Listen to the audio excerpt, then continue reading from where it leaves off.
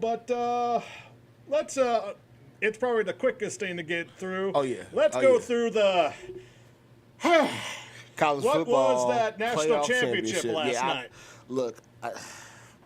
So we talked about this college football playoff, pretty extensively here over the past few weeks, and I kind of mentioned at different points that the worst thing that could probably happen for the playoff committee is not getting Georgia and Michigan, or Georgia and another kind of reputable powerhouse in college football in that championship game. And it was not a knock against TCU or any other smaller school, or smaller school in relation to like some of these SEC schools, right?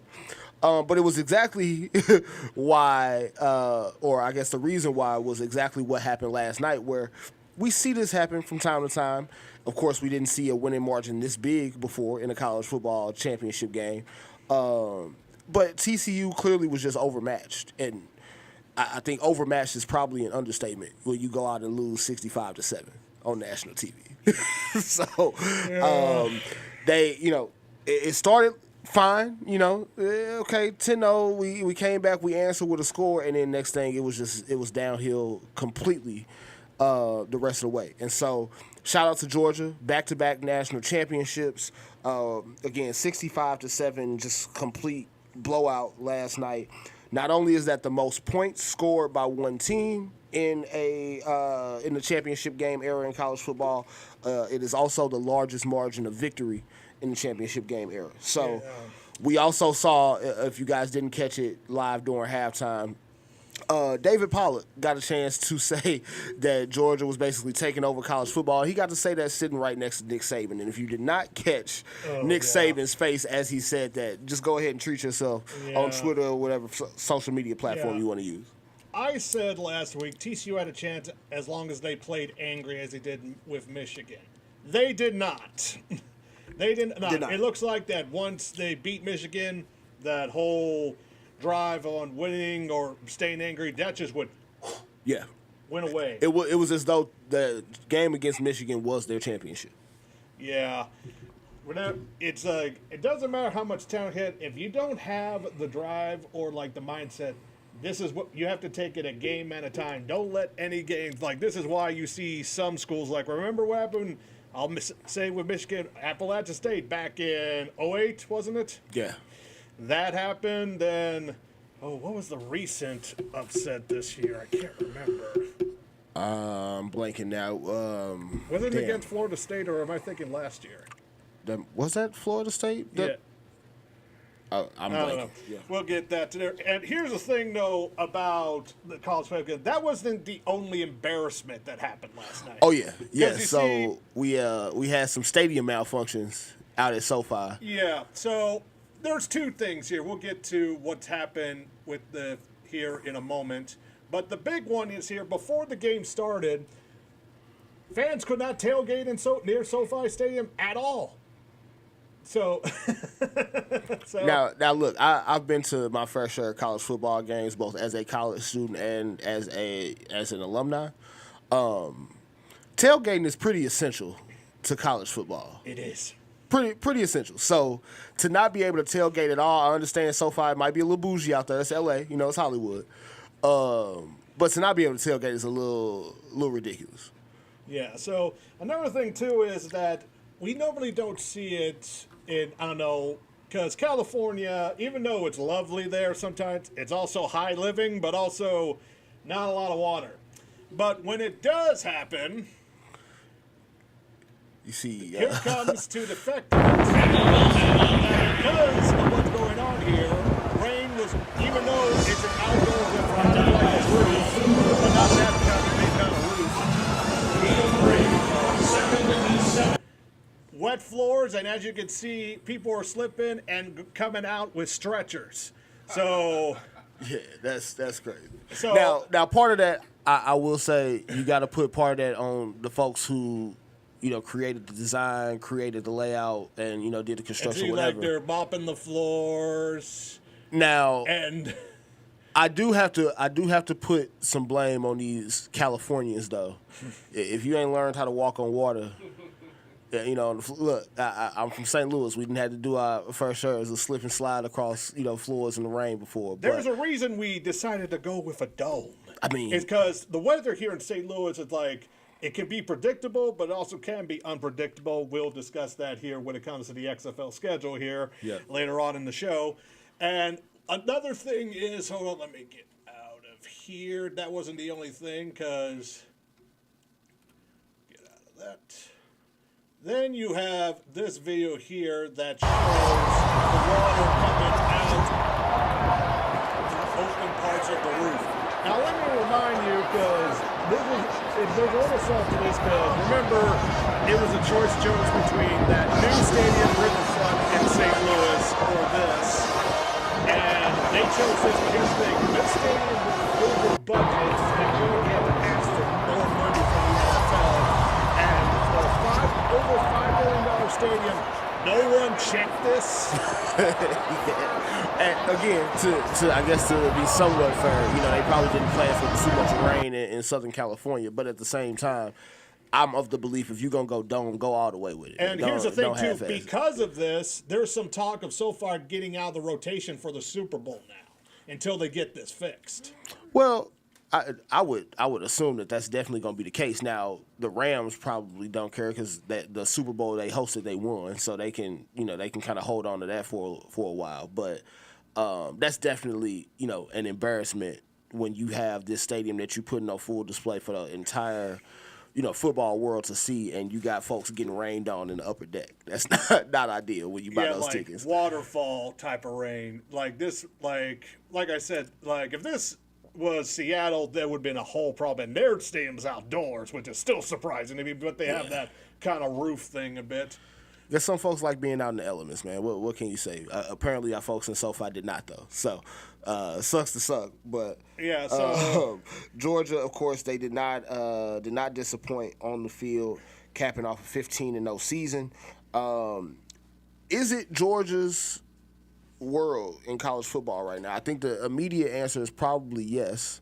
Now, of course, I was poking fun at Nick Saban and the whole Alabama thing, but Alabama did have the number one recruiting class yet again in college football. So we'll see, how that rivalry turns out. Texas A&M did last year, so see how that works. Well, yeah, in Jimbo's days, I'm surprised they are still continuing down there in Texas A&M. But I think, Georgia, they got a little bit of a dynasty on their hands now, man. I think this is something that can definitely sustain. I was reading something earlier about Kirby Smart, and I believe he's been there now 6 years.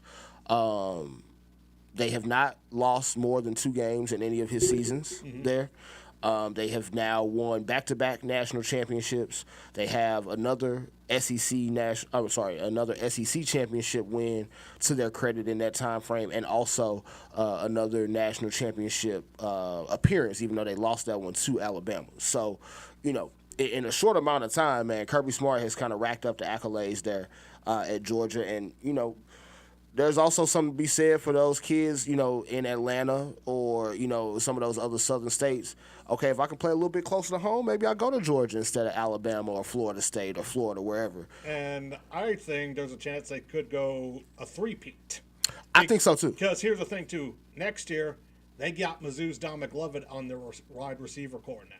Well, and even before we talk about the players that they have, I don't know if you got a chance to look at their schedule yet for next year. Not that tough. Not that tough. And so if you think about, maybe our toughest matchup is going to be who we have to see in the SEC championship game, pretty easy road to have. Yeah, the only tough one, of course, is Bama. That's a divisional thing. Then, I don't know, we'll see how Mizzou does. Speaking of Mizzou, they hired a new offensive coordinator, Kellen Moore's brother, out from the Mountain West Conference in the same position.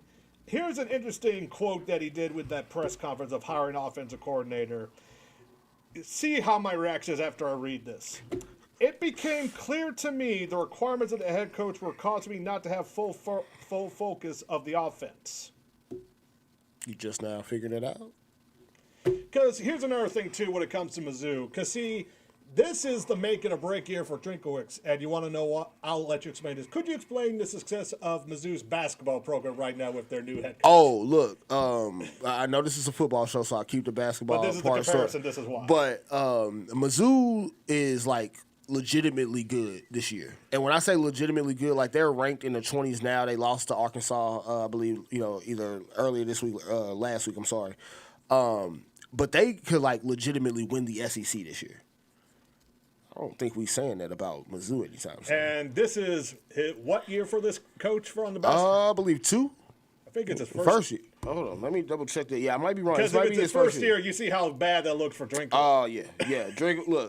Drinkowitz, of course, he had his work cut out for him on the football side of things, but at the same time, anybody that has gone to college knows that, especially in the athletics programs, those coaches start to get compared amongst each other before they even compared to their peers at other schools. And so when you have a football program that has been able to be as successful as Mizzou has been in the past, couple that with a basketball program that is very successful in the moment right now, in addition to having some success in the past. Also ranked. Yeah, they're ranked.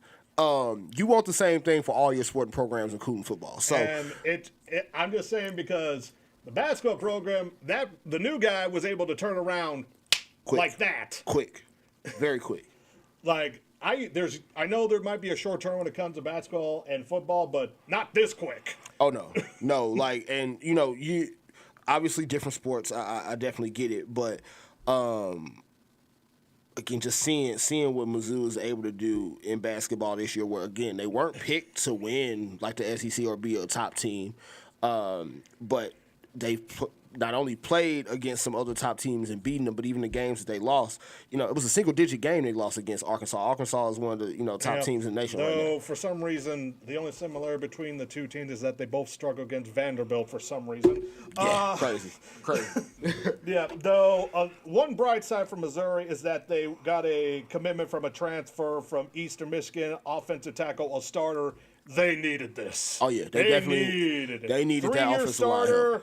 That is good. Like, I know we got that, like, the number 2 tackle in Missouri, but he probably needs about a year before he could start. This guy, you need it. That will start immediately. Yep. And also, Moore's brother, he also be the quarterback coach. That's definitely needed here. So, Drinkwitz, just focus on the head coaching part.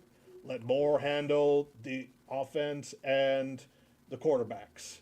Yeah, which it's defense, we're good. It's very surprising to me to hear that he said, part of becoming a head coach is having to give up some of the other areas. I thought knowing that and acknowledging that was kind of like, table stakes to get the job, but clearly I was wrong. Another thing, too, before we get out of college is it's interesting because, also it was announced with the Pro Football Hall of Fame, but then there's also the College Football Hall of Fame here. And it's a pretty good list, 18 players. One, of course, is former Heisman Trophy. We'll see if he gets that back. Reggie Bush.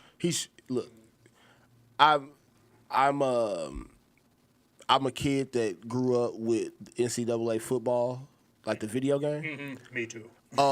Reggie Bush was for the NCAA college football game. The same thing that Michael Vick was to Madden when he first got in the game. Unstoppable.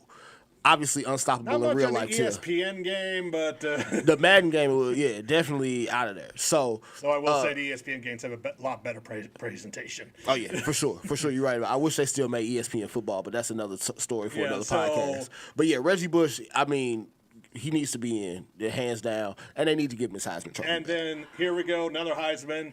I thought he would have got in years ago, Tim Tebow.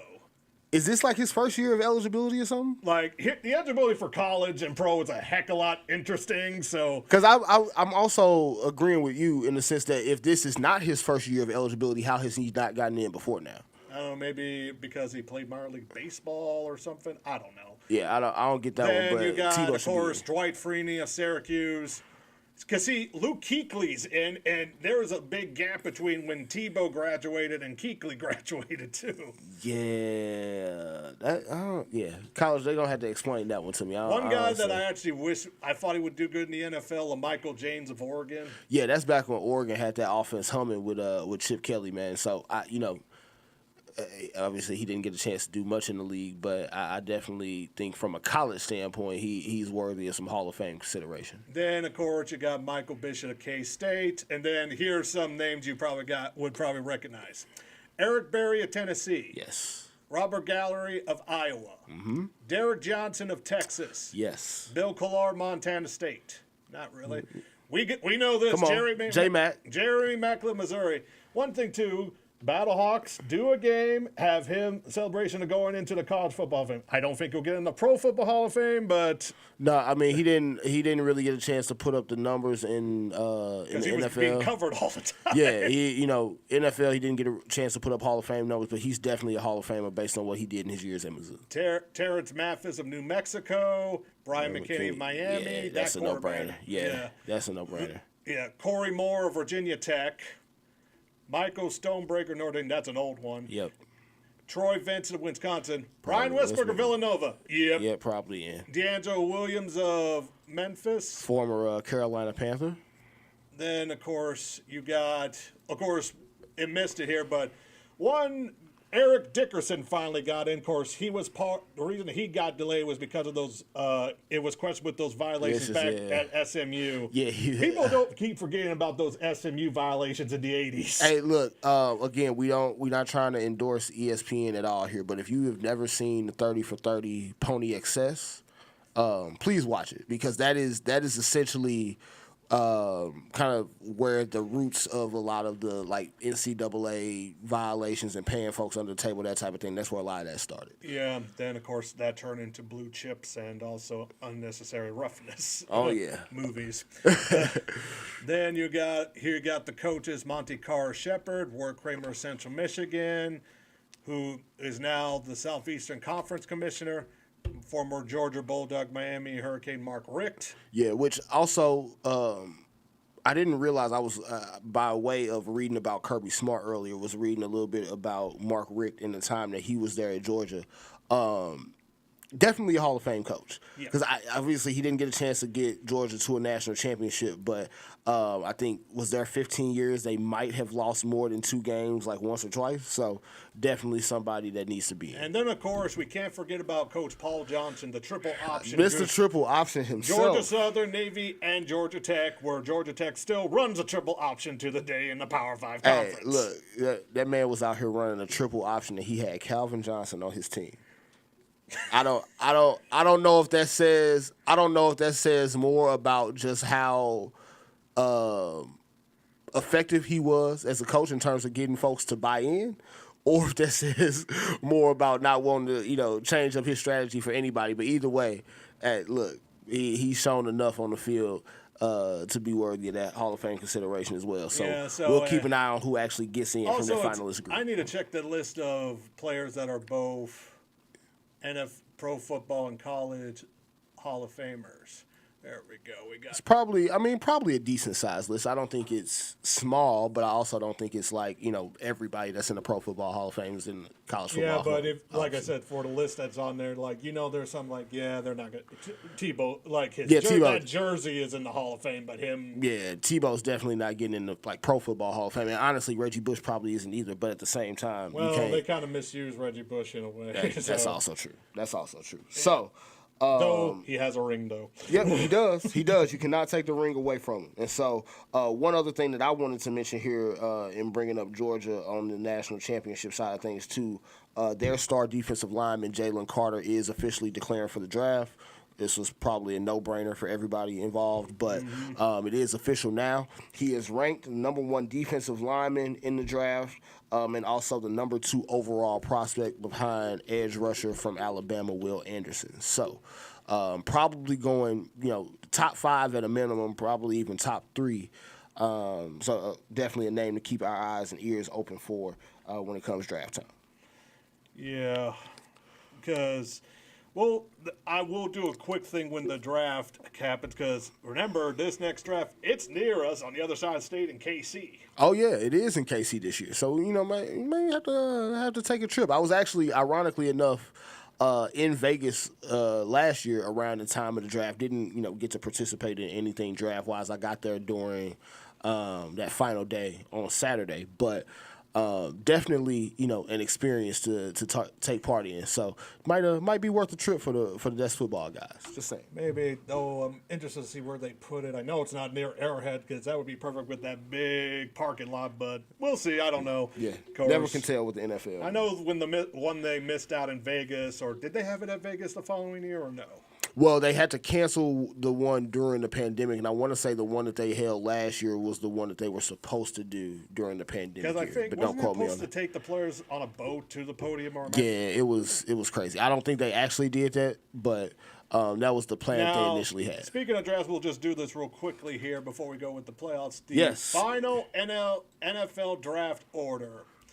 I guess I know we'll do some of the meaningless games here because let's see.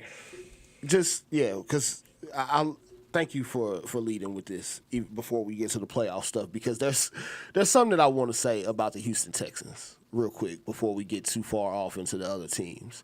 The Houston Texans got a win on Sunday, right?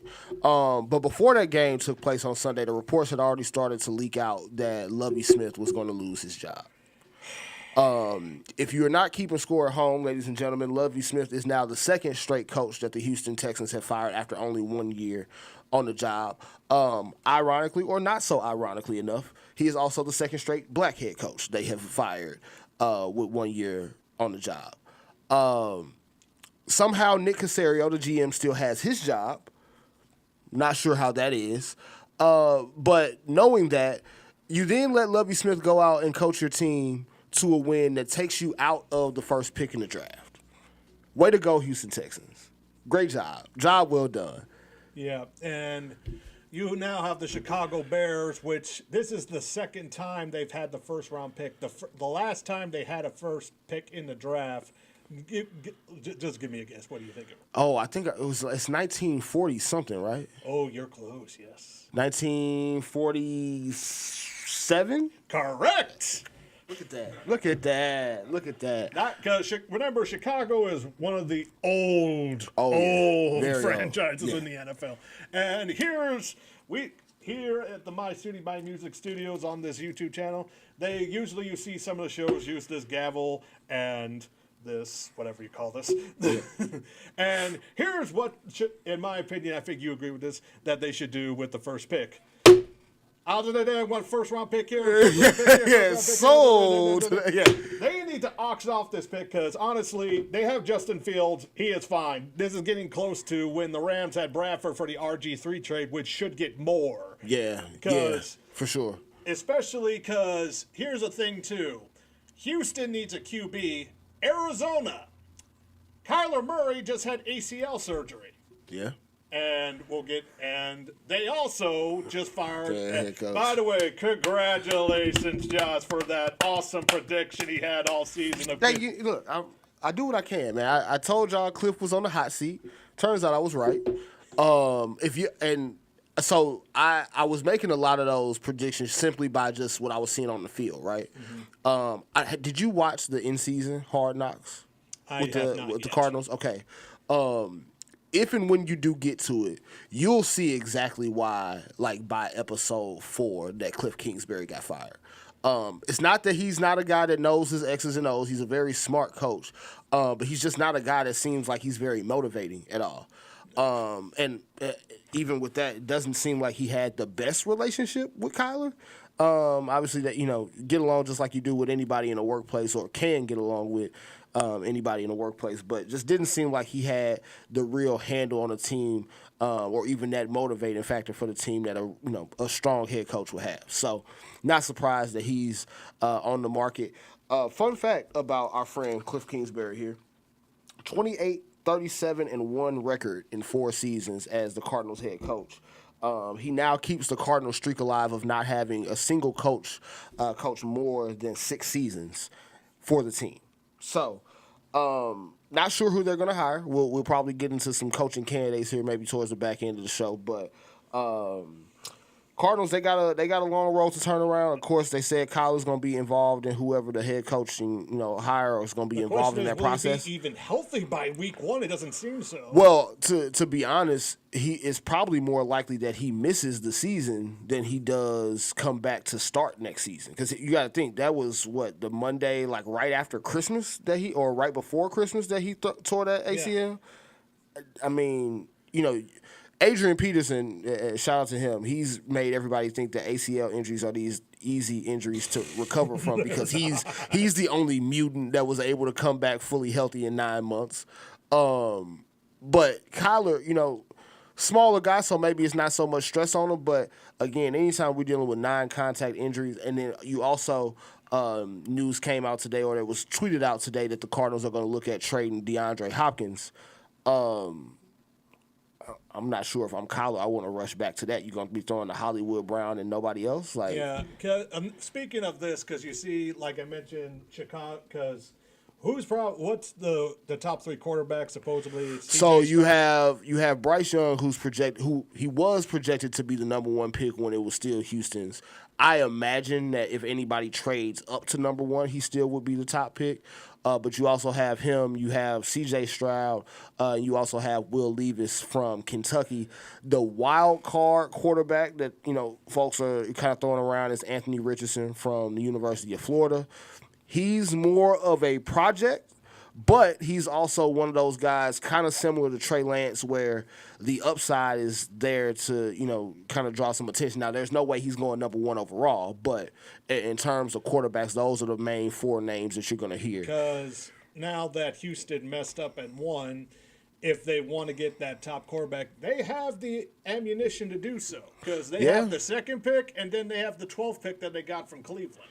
Well, now, if you're Houston, though, I think you're still a little hamstrung in terms of your ability to trade up because now what was a gift from Cleveland and you getting this 12th pick to be able to use on whatever other position you want to use it on, now to have to use both of those picks to get your 1 quarterback that you were going to have anyway if you pick number 1, it seemed like you hustling backwards a little bit to me. And then also another thing that you discussed would be is Houston is still keeping their GM.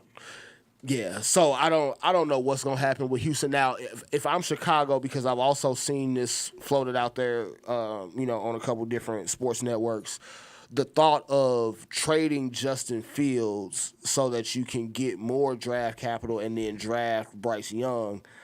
Not so sure about that one. No, I know some Bear fans, and they're like I said, they want to get the best deal possible. Just keep Justin Fields. And to me, the argument for that route is that you're probably going to have to pay Justin Fields in another year or 2. You have a full rookie contract with Bryce Young. I get it. But from what we've seen from Justin Fields, now granted, as a passer, he still got some growth. To go. But from what we saw from him on the field this year, you got your guy. You got your quarterback. So now you're in the best position there is in a draft where teams need quarterbacks because not only does Houston need a quarterback, Indianapolis needs a quarterback. Seattle can say that they don't. Vegas might need a quarterback. Well, Vegas definitely will need a quarterback because they're probably going to get rid of Derek Carr. Seattle can say that they don't need a quarterback, but at the same time, Geno Smith has not been the same. Yeah, Geno hasn't been the same quarterback the second half of the season that he was in the first half. You also got Carolina that needs a quarterback. Tennessee, I mean, you drafted Malik Willis in the 3rd round last year, but he hasn't shown us anything on the field that would, signal that he's going to be a starting quarterback in the league. The New York Jets is interesting. I mean, and to be honest, at 15 with the Packers, we don't know if Aaron Rodgers is coming back. Or does Jordan Love still have another year? Jordan Love still has another year, but I don't feel great about Jordan Love if I'm the Packers. So it's a lot of teams out there that could use a quarterback. And of those teams, of course, Vegas, they might be willing to trade up. I don't see Seattle trading up for a quarterback. They'll probably take one if they fall in the lap. I don't see Detroit doing it either. They have 2 first-round picks, too. I just And so if you would have told me before or asked me before the season, would they look at trading not trading, but taking a quarterback if the Rams pick turned out to be a top 10 pick, I probably would have said yes. But Jared Goff, quiet as it was, had a pretty good season for the Lions. Yeah, and honestly, they just need some offensive line and maybe more defensive help to help Allen Richardson from last. Yeah, so like, they got Hutchinson last year. The defense, they started off terrible this year, but definitely turned around the second half of the season. Jeff Okudah, the quarterback they got a couple years ago from Ohio State, has shown that he's a pretty good corner. If I'm Detroit, I'm taking the two best defensive players available at 6 and 18, and then we're just gonna ride it out because they also, I think, if they were to draft another quarterback and try to trade Jared Goff, there's still some dead cap money that Goff is gonna count on the salary cap for them next year anyway. And so one team that they're probably gonna look for a quarterback now. It looks like Heineke might be gone. Well, Heineke's probably gone. Carson Wentz is probably gone. Sam Howell didn't play terrible against the Cowboys. We'll get to that game in a second too. But here's the thing too. There's questions about Mac Jones in New England again. I'll save my opinion on New England. I'll say, and there's a reason. I'll get to that because I want to talk about that when we get to that Bills game. But okay. I don't. To just a quick reply to what you just said, though, I don't have that much question about Mac Jones in the grand scheme of things. There are some other things that we probably need to take into account. Yeah, so let's get out of here, and let's go with a few of the games here. Yeah, so first game that I wanted to hit on and I'll start in the AFC with this. Chiefs obviously beat the Raiders on Saturday. Which seems like forever now. Who did they just resign for a 5-year, $100 million contract today? Oh, no, that was Roquan Smith with the Ravens. He got paid, man. He got paid, but Lamar still not. Yeah, doesn't look good for Lamar. Now, they still have the franchise tag. It's not a talent problem with Lamar. It's more of a health problem with Lamar. Well, and to be honest, they'll probably franchise tag him. Lamar needs some help on offense, though. The defense played well down the stretch. They need some playmakers on offense, and it just can't be all on Lamar's shoulders. But, wanted to start with the Chiefs because we were texting about that game and about the whole ring around the Rosie. Oh, yeah, play. I forgot about excuse me, folks. I need to go to a Twitter account known as NFL memes. Oh my gosh! So I was watching this, and I forgot which part of the game this was, but or what time in the game this was. But I know I went from looking away from the TV to looking back at the TV, and I just saw a bunch of players running in a circle. I'm like, what the hell is going on? And then next thing you know, they come out of this huddle after running the circle, start this play, get a touchdown. Now, granted, the touchdown got called back for holding, but at the same time, I was like, damn, how disrespectful or how easy do y'all think this game is that y'all out here playing childish games, running in the circle in the huddle, only to come out here and then score on the play anyway. So we'll definitely get that video. Yeah, there we go. Around the Rosie. Look at this. Somebody come look at this. Look at this.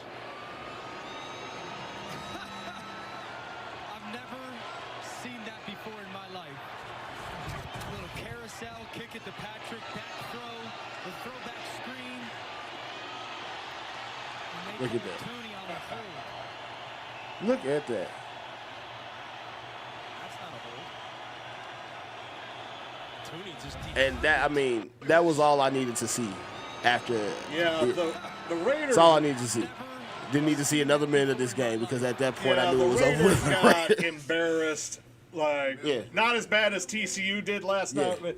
And just saying, there's already people saying that the Vipers might be a better product than the Raiders. Hey, you never know, man. We'll get might back see to them since they finally did announce a stadium last week. There we go.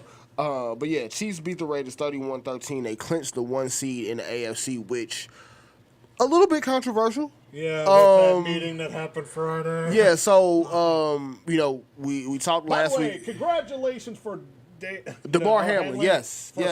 For he's walking. He's still kind of being hospitalized a little bit, but he's walking. So he was released from ICU in Cincinnati. Now back in Buffalo. He is still undergoing some tests in the hospital, but again, neurological functions are heart monitor. That's for sure. Oh yeah, for sure. I would imagine they are trying to see, from at least from what I saw earlier, they're trying to see if there is any thing that they can find as far as like source of that issue in terms of what happened on the field in Cincinnati, and then also any other preventative measures that they may need to take long term. But all is moving in a positive direction for DeMar Hamlin, so definitely want to, that's probably the best news we could have gotten coming out of that game last Monday. And for his situation, regardless of what happens on the football field, just glad that he's able to get back to somewhat of a normal life here, as soon as he has after that incident. So, now, again, we mentioned controversy, though, as far as the Chiefs are concerned. Because that Bills and Bengals game did not get played, they had kind of an inside track to that 1 seed, even though they've lost to both the Bengals and the Bills this regular season. So, apparently we may still get an AFC Championship game that's at a neutral site. We'll see how that plays out.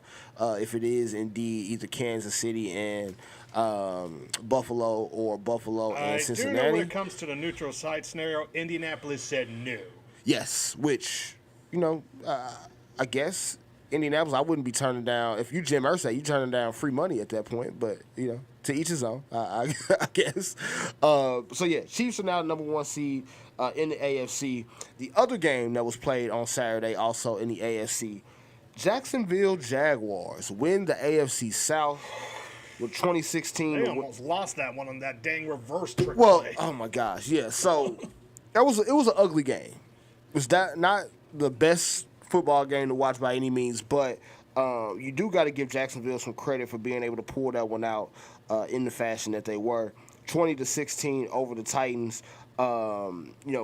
Gets this young Jags team an opportunity to go into the playoffs. We'll talk a little bit more about their opponent in the playoffs here in a second as well. That actually might be the only most interesting game playing that weekend, because we'll go here because mostly that is not a rematch. Well, actually, a division rematch. Yeah, not a division rematch, but we did see the Jaguars win 38-10 over the Chargers earlier this year. I think that was one of the first games for Justin Herbert after that rib injury. Or not at SoFi? That was at SoFi. So, yeah. So, Jacksonville will be at home for this playoff game due to winning the division. Now, the other side of this game that I want to talk about really quickly before we get into the rest of these playoff teams. Do you think it's time to just blow it up in Tennessee? It's getting close. I know a few of the coaches got fired today. I think the offensive coordinator got Todd fired. Downing got fired. I'm not sure about the defensive coordinator. No, some of the defensive position coaches got fired. Man, it's you kind of have a little leeway with Mike Vrabel a little bit for the last performances the last few years. I would say he's on the hot seat next year. Even outside of him, though, like the thing is, kid, this will be a year older for Henry. The question is, with that injury, will he finally be 100% back to where he was, or has Father Time caught up with him? Well, I don't think, at least from what we saw, this game, I think he had like 30 carries for right at 100 yards, something like that. So it wasn't a terrible, game, but also wasn't the greatest from him. If I'm the Titans, though, I would probably just look at trading him, especially if you can get, you think about he's probably, pushing up on 30 if he's not 30. I would rather be a year early in giving up on Derrick Henry than being a year late and I can't get anything for him. Yeah, that reminds me, too, when it comes to the Raiders, Josh Jacobs, was the top running back in the NFL this year. Yes. He's more likely gone. Yeah, because they did not pick up his fifth-year option. I doubt they'll franchise tag a running back. So he's actually probably, in my opinion, either the top free agent or probably in the top 5 this offseason. Now, for what it's worth, he has said that it's not about money for him. He does want to go back to the Raiders. I think based on those comments we saw after the game that they lost, I believe that was who did they lose that game to? It's not week 17, but I think week 16 that they lost.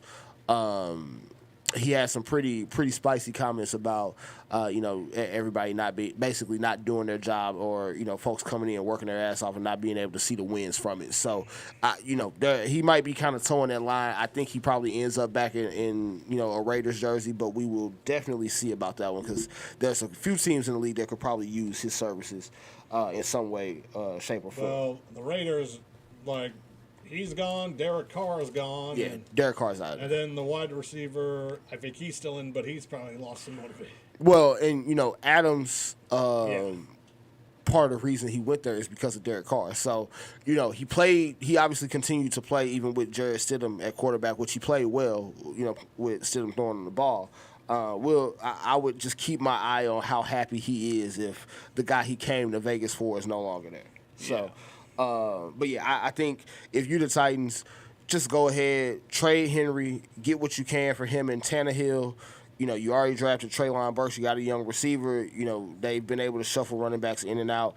Figure out what you're going to do at quarterback, because I don't think Malik Willis is it. And just start trying to turn it around now, as opposed to waiting till, we already see that Derrick Henry is over the hill from a running back standpoint. Ryan Tannehill has not played well since the playoffs last year. Just go ahead, cut your losses now, and just try to start it over. And if that means Mike Vrabel, because I would imagine he probably takes another coaching job before he lets them fire him, but I could also be wrong about Also, a reminder, a coach that probably will be hard for him to get a job again. New England offensive coordinator Matt Patricia got fired today. Oh, I mean, and he deserved to. His job was definitely he was not doing a great job at all, to say the least, when it comes to that offense. And I always poke fun at Matt Patricia, because if you have not noticed before, whenever Matt Patricia has been on the sidelines, and you probably noticed it more when he was the coach of the Lions, a couple years before this year. He always carries a laminated play sheet, but he has a pencil with him. What are you writing on, man? You can't write on laminated paper with pencil. What the fuck is going on? So, Matt Patricia, he probably needs to be sitting at home somewhere coaching, defensive side of the ball as opposed to the offensive side of the ball. I guess we can go ahead and do this now with the Patriots, because they did lose 35-23 on Sunday. To the Bills. Bills, of course, clinched the AFC number 2 seed. Patriots eliminated from the playoffs. Crazy atmosphere around that game, though, with how it started. For those of y'all that might have missed it, Nyheim Hines starts that game off with a touchdown, or kickoff return for a touchdown, very first play of the game. Of course, Bills fans are losing their mind. This is their first game at home since the Damar Hamlin situation. You had all of the players and coaches wearing, Damar Hamlin's number. Crazy atmosphere. With all that said, Patriots, it just does not look like Belichick has it anymore. And maybe I'm not giving him enough credit for getting this team as far as he got him this year and still being in the playoff hunt. Fair. But to hire Matt Patricia to be your offensive coordinator when he's a defensive coordinator, previously, you've got your sons on the coaching staff that have not shown really good coaching ability so far. He's announced that he's coming back for a 24th season. I don't think he should. Just walk away. He's probably chasing the all-time wins record. I get it. But from what we've seen the last few years, I don't think Belichick is the same Belichick. And he's also like 71, going to be 72. At some point, you got to just go ahead. Aaron Rodgers said it Sunday night. Sometimes, at some point, the carousel stops and you got to get off. This might be the stop for Bill Belichick. I'm just saying. Yeah. I don't want to, I don't want to push him out, but at the same time, he's close to retiring, though. I kind of wonder if he retires, how long before Nick Saban retires, because those two are really close. Well, and I was actually bringing up Nick Saban last night, of course, during that game, because now, again, we mentioned before the show, Georgia kind of taking Alabama's spot at the top of the college football world. After 70. At least from a coaching standpoint, you don't have too many of your best days left. And obviously I'm not wishing nothing bad on Nick Saban or Bill Belichick, but at the same time, whether it be college or professional or even high school for that matter, you don't see too many 70-year-old coaches at the top of their game in years 70, 71, 72, 73. It's usually downhill at that point. Now, downhill for a guy like Nick Saban is 11-2 instead of 13-0. But you also think about Alabama, because we were going through this too last night. Alabama, to be going 11-2, not playing in the national championship game, that's cause for being fired there. Now, Bill Belichick, obviously, I don't think the Patriots and Robert Kraft would ever fire him. But I would at least think that they're probably in his ear this offseason like, hey, Bill, we got to get this shit together. Because the coaching staff he put together was not cutting it. You can put some of that blame on Mac Jones. Okay, I get it. Last time I checked, he also didn't have the greatest wide receivers to be throwing to. They spent all that money on Jonnu Smith and Hunter Henry a couple off seasons ago. Neither of those tight ends are that great. I got more question marks than confidence when it comes to the Patriots. So yeah, we'll see what happens with them going in the next year. But obviously, it looks like the Bills, kind of using that analogy of Georgia taking Alabama's spot, at the top of college football. The Bills are definitely taking that, AFC East top spot and holding it hostage from the Patriots. Another thing too, both the Jets and the Dolphins are nicking at their necks too. Well, yeah, and so and I can mention that game now too because of course the Dolphins, they won a very ugly game against the Jets on Sunday, 11-6. Jets, it went kind of downhill for them with the whole Zach Wilson thing, and they've had some injuries. Obviously, lost rookie running back Breece Hall, who looked like he was going to be a star this year. They'll be back stronger next year. Dolphins, they got to go into the playoffs with Skylar Thompson. I don't have much high hopes for them when it comes to that. Also, quick note, the Jets did not score a touchdown at all in their final 3 games this season. So they are also one of those teams that probably need to be finding some way to get a quarterback, whether that's through the draft, free agency, whatever. They did sign Chris Streveler to their futures contract again. So I mean, look. It's because they still have Zach Wilson, though he might get traded unless he figures out something. Mike White, the last course he got back. I guess he didn't get to his full potential. Well, and to be honest, he probably was still dealing with that rib injury. I don't think that was 100% by the time he got to week 18. Yeah, so that QB for the Jets will be interesting next time we have. I don't be surprised when it's Derek Carr getting traded there, or Yeah, that's a question the next time we have Mike Mitchell here on the show. Yes. So Dolphins are in the 7th seed after beating the Jets. Of course, Patriots out. Steelers also, hell of a win by them. And, of course, I'm never going to turn down an opportunity to get on the case of the Browns and their fans. So they took another loss. Browns, they fired their defensive coordinator, Joe Woods. They lost 10 games now for the 17th time since 1999. Now, the reason we use 1999 as the mile marker is because that was when they returned to Cleveland as an expansion team, right? So 24 years, you've lost 10 or more games 17 times. Pretty bad. Just saying, that's pretty damn bad. Different ownerships, different quarterbacks. And also, let's not forget they're dealing with the Clowney mess right now. Oh, yeah, so Jadeveon Clowney, of course, he was their big offseason acquisition a couple off seasons ago.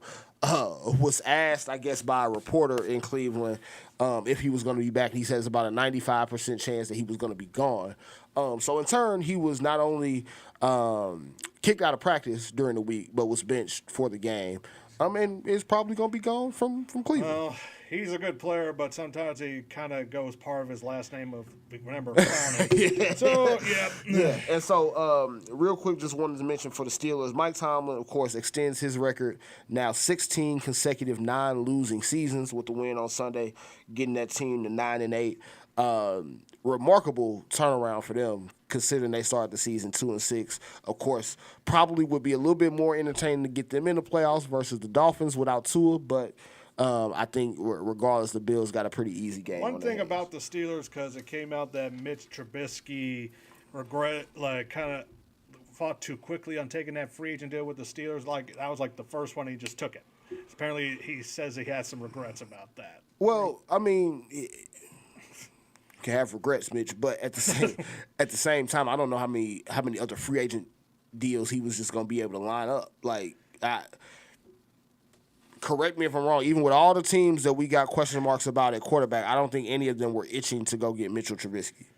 I don't know. Like if I was, I don't know, Atlanta or Indianapolis, maybe, But even then, if you're Atlanta, like you already had Marcus Mariota and then drafted Desmond Ridder last year. I mean, Indianapolis, they've done this bridge quarterback thing like 3 or 4 off seasons in a row, and none of those options have really worked out for them. Like Phillip Rivers was okay, but they still couldn't really get it done. Carson Wentz was terrible. Obviously, this Matt Ryan thing turned out to be terrible. I think if they can help it, they probably need to try to draft their QB versus trying to take a chance on another veteran guy. Especially if it's going to be Mitchell Trubisky, you might as well take your chance and let your rookie start from day one as opposed to walking into a situation where you know Trubisky's not going to be the guy. Yeah. So, AFC playoff matchups, though, obviously all rematches. We mentioned, Chargers and Jaguars probably is the most interesting, especially if Lamar Jackson's not going to play for the Ravens. Well, because also the winner of that game is more likely to play the Chiefs. Yeah. Now, if we can, obviously, Chargers are a divisional opponent for them. They also played the Jaguars a couple weeks back, and it was a pretty easy win for them. I personally think we could just go ahead and drop the Chiefs' name in one half of that AFC Championship game bucket. What's going to be great for us, though, is if we just go ahead and get Bills-Bengals in the divisional matchup and just get our rematch of the game that was supposed to be finished in Week 17. Yeah. Go ahead and get that again in the playoffs. What was the game that was – oh, yeah. Like, I want to talk about the Lions-Packers and that eliminated the Packers. Oh, yeah. So that was actually the very first game that I wanted to discuss when we discussed the NFC. For a number of different reasons. First one, shout out to Lions running back Jamal Williams. Sets the Lions' single-season rushing touchdown record, beating Barry Sanders' record of 16 with his 2 touchdowns on Sunday to get him to a total of 17 rushing touchdowns on the year. Dedicated the game to his late great-grandfather who had just recently passed. But also said after the game, don't let the tears fool you. You still got some dog in his heart. So definitely love everything about Jamal Williams, how he plays the game, and, of course, one of the most entertaining guys when it comes to interviews now. But the Packers. So, couple things with the Packers. One, Matt LaFleur, this is actually his first season of the 4 that he has coached the Packers now that they've missed the playoffs. They had won 13 games in all of the other 3 seasons before this one. Aaron Rodgers, though, it sounds like he's going to retire. From everything that he gave us in that post-game press conference and all of that, sounds like he's probably out the door. I mentioned the quote that he gave, about, sometimes the carousel stops, you just got to jump off. He also did not participate in the whole jersey swap thing after the game, said, I got to keep this one. Start to read between the lines a little bit. It was him and Randall Cobb kind of walking off the field together at the end of the game. I think, writing may be on the wall a little bit when it comes to A-Rod. Yeah, and I forgot. Like, I know isn't he still with Shannon Woodley right now? Or Well, so I think they took some type of break. Don't quote me on that, but I don't think they are at the same level of relationship that they had a couple off seasons ago. Let's just put it that way. I don't know. It's not when he was dating with Danica Patrick those years ago. Yeah. And so, not sure what he's going to do as far as on the field, off the field. But that's also going to be an interesting storyline when it comes to this whole quarterback carousel thing, because I don't know that with the way his contract and that extension is structured that he's going to be an easy person to trade. So if he comes back, he's probably stuck in Green Bay, which might be the reason why he doesn't want to come back. And also, too, Green Bay, they're going to fall next year. Oh, yeah. Because, I think both him and Cobb are gone. Oh, yeah. Well, Cobb, let's be honest, Cobb wasn't really giving them much when he was on the field this year anyway. Like Randall Cobb, I think is like in his mid-30s. Go ahead, hang it up. Been a hell of a career for him. I don't know that he's like a Hall of Famer, but at the same time, he was a very, very productive player for a long time. He's like one of the most better players in the league, but not Hall of Fame. Yeah, he's definitely like a Ring of Honor guy, like for the Packers, but not NFL Hall of Fame. Yeah, Jackie Smith is not in the Cardinals Hall of Fame for some reason. That one's still wild. That one is very wild to me. But I think Rodgers retires. Lions, it would have been fun to see them in the playoffs. Of course, could not get in thanks to Seattle, who beat our old football team here in St. Louis, the Rams. Yeah, pretty good too. Well, and the Rams, ironically enough, that game was pretty close the entire way. Well, it was really close the entire way. Got to overtime. Seahawks winning overtime after kind of a bonehead penalty by the Rams. There was also some questionable calls on both sides of that game. Definitely seemed like they were trying to put this in a way to where Green Bay could sneak in by the end of that Sunday night football game, especially if you watch some of the calls that happened in that game too. Kind of wild, but Seattle is now in the playoffs. They beat the Rams 19-16 in overtime, and then of course the Lions beat the Packers on Sunday Night Football 20-16. Get Green Bay eliminated from playoff contention. I like the Lions for next year. I think they are going to be a team that we have to watch out for in the NFC North because we all believe that Minnesota is fraudulent, to say the least, given a lot of those one-score outcomes that they've had this year. And again, we mentioned the Packers regressing. Chicago has the number one pick. Detroit is kind of sitting in a little bit of a sweet spot. If you ask me, they are the one team that's kind of trending upward compared to everybody else. Yeah, then of course Chicago, not because of the team, but also just FYI, because us here in St. Louis, we know about the whole stadium and refurbishment, and Chicago just announced a possible $2 billion renovation of Soldier Field and actually put a roof over Soldier Field. And I guess. And let me be clear, a roof that you could look through. Yeah, I don't understand that one. I don't get that one at all, man. Yeah, so if you didn't think Birds had a problem with the Minnesota Stadium, yeah, think again. Right. So, and then you also. The other team that we have to discuss here, the Dallas Cowboys, a pretty pathetic game that they had on Sunday. Dak did not look good. I think Dak was 14 of 37. If I saw that correctly, that's terrible in terms of completions, and a game that they were very clearly trying to still win. You're going up against Washington, who's playing a fifth-round quarterback in Sam Howell. Now, granted, again, Sam Howell played pretty well, but the Cowboys, I understand they were, dependent on the Giants to beat the Eagles to see if they could win the division. It was already a long shot, so, not sure that they had anything to play for, already being locked into that 5 seed. But it was very clear from the game that I watched on Sunday, Dallas, they played their starters literally the entire game. They were trying to win. They were trying to look good, and they looked bad. So, we've had our fair share of complaints about the Buccaneers this year, but if I'm picking that game, I'm not going anywhere near picking the Cowboys because I don't see it for them right now, especially if Dak is going to look the way he just looked on Sunday. Because, granted, Washington has a pretty good pass rush. Defense is okay, not great.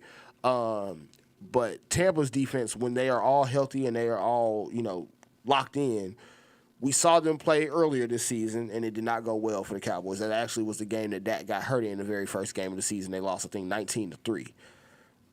It probably will be a similar outcome here, which they get, ironically enough, they get the Monday Night Football playoff game. Yeah, we'll go a little bit detailed with the preview of the NFL with the playoff picture here that we have right there. Any more games? So I think the only other couple games I just want to mention, of course, Vikings locked into the 3 seed after beating the Bears. Of course, the Bears got the number 1 pick because of that loss. 49ers are still rolling after their win against the Cardinals, 38-13. Brock Purdy. There is a chance. I don't know how likely it is, there is a chance that by the time this playoffs is all done, he would have been the very last pick in the draft, and then rookie quarterback leading his team to a Super Bowl. With that said, great story for him. Love it. This makes that Trey Lance trade that they made, though, makes it look pretty bad. Because you lose Trey Lance for the season, you lose Jimmy Garoppolo for the season, and your third-string quarterback can still get you to the playoffs and probably give you a deep run into the playoffs. You didn't need to make the trade for Trey Lance. You clearly can have anybody at quarterback and it work out for you. Because at this point, how do you, like, if you're Kyle Shanahan going into next season, how do you take the job away from Brock Purdy now? Like, he's going to have to look terrible in the playoffs at some point for that to happen. At least from how he's played so far, I don't think that that's possible. Like, his job is very easy. You got Christian McCaffrey, you got Deebo Samuel, you got Brandon Ayuk, George Kittle. You also got Elijah Mitchell back now, as another running back weapon. I think they are the team that I am picking to go to the Super Bowl out of the NFC. Yeah. As of right now, yeah, unless somehow Jalen Hurts gets healthy for the Eagles. And he didn't look rusty or anything like that in the game against the Giants. Now, granted, they were only playing but so hard, knowing that the Giants were sitting all their starters. So, of course, they're locked into the 1 seed. I imagine that the one game, though, I guess you probably have to be a little bit weary of if you're the Eagles is the Buccaneers, because you also saw the Buccaneers in the playoffs last year and it didn't go very well. Granted, you'll get this game at home, whereas you had to go on the road last year. But I think the NFC is going to be really interesting with how some of these wild card matchups play out. We'll save kind of the in-depth look, for after our AFC, alternative football and stuff. Teams facing each other for the Super Bowl is kind of obvious. Though, before we go into the XFL here, why don't you go with our sponsors, and we'll go talk a little quickly on the Pro Football Hall of Fame here before we get into XFL talk. Yes, sir. So, for those of y'all just joining us, this is another edition of That's Football, here brought to you by In the Zone Network at the My City, My Music Studios. Also, sponsored by the World Bird Sanctuary. We mentioned last week that we are now starting our own little campaign here for Call the Hawk, the official mascot of our St. Louis Battlehawks. We are looking to get him to fly at what we are calling the Battle Dome, the dome here at American Center in St. Louis. The goal is to get him down on the field, flying before the games in the dome for Battlehawks home games, where we're going to do that. Hashtag Let Him Fly on Twitter, Instagram, Facebook, wherever you want to put it on social media. Let Him Fly is the hashtag. Not only are we going to have Call the Hawk, but he has his own kettle of Hawks, as they are called, Harris's Hawks. So you have The Rock, you have Mohawk, as well as a couple other members. Archie, yes, is the other one. And I'm blanking on our fifth here. Let me double check. I know we have it here somewhere. Blanking on Lou. Yes, Louis. So definitely want to get Carl and the rest of his kettle in the dome for those Battlehawk home games, because, of course, we know that stadium is going to be outrageous with energy in terms of those home games and getting the Battlehawks back on the field. So, hashtag Let Him Fly for Call the Hawk, and also definitely visit the World Bird Sanctuary at worldbirdsanctuary.org. Make donations. Go check out the birds here if you're local to St. Louis. Definitely a great sponsor for us to have and a great organization to be involved with here in the city. And just to be clear, birds are essential to our environment. Yes. Especially because I'll say this, even though I'm not a big fan of the turkey vultures, vultures in general are very important because they are basically nature's garbage disposal. Exactly. And so, of course, for some of our foes that we're going to get to talking about here in this XFL schedule, vipers, nature's spaghetti. So, we definitely want to be able to talk on that and be able to get our jokes in on that here as the season starts. But, again, hashtag Let Him Fly for Call the Hawk and the World Bird Sanctuary. All right, so like they announced the class for the College Football Hall of Fame for 2023.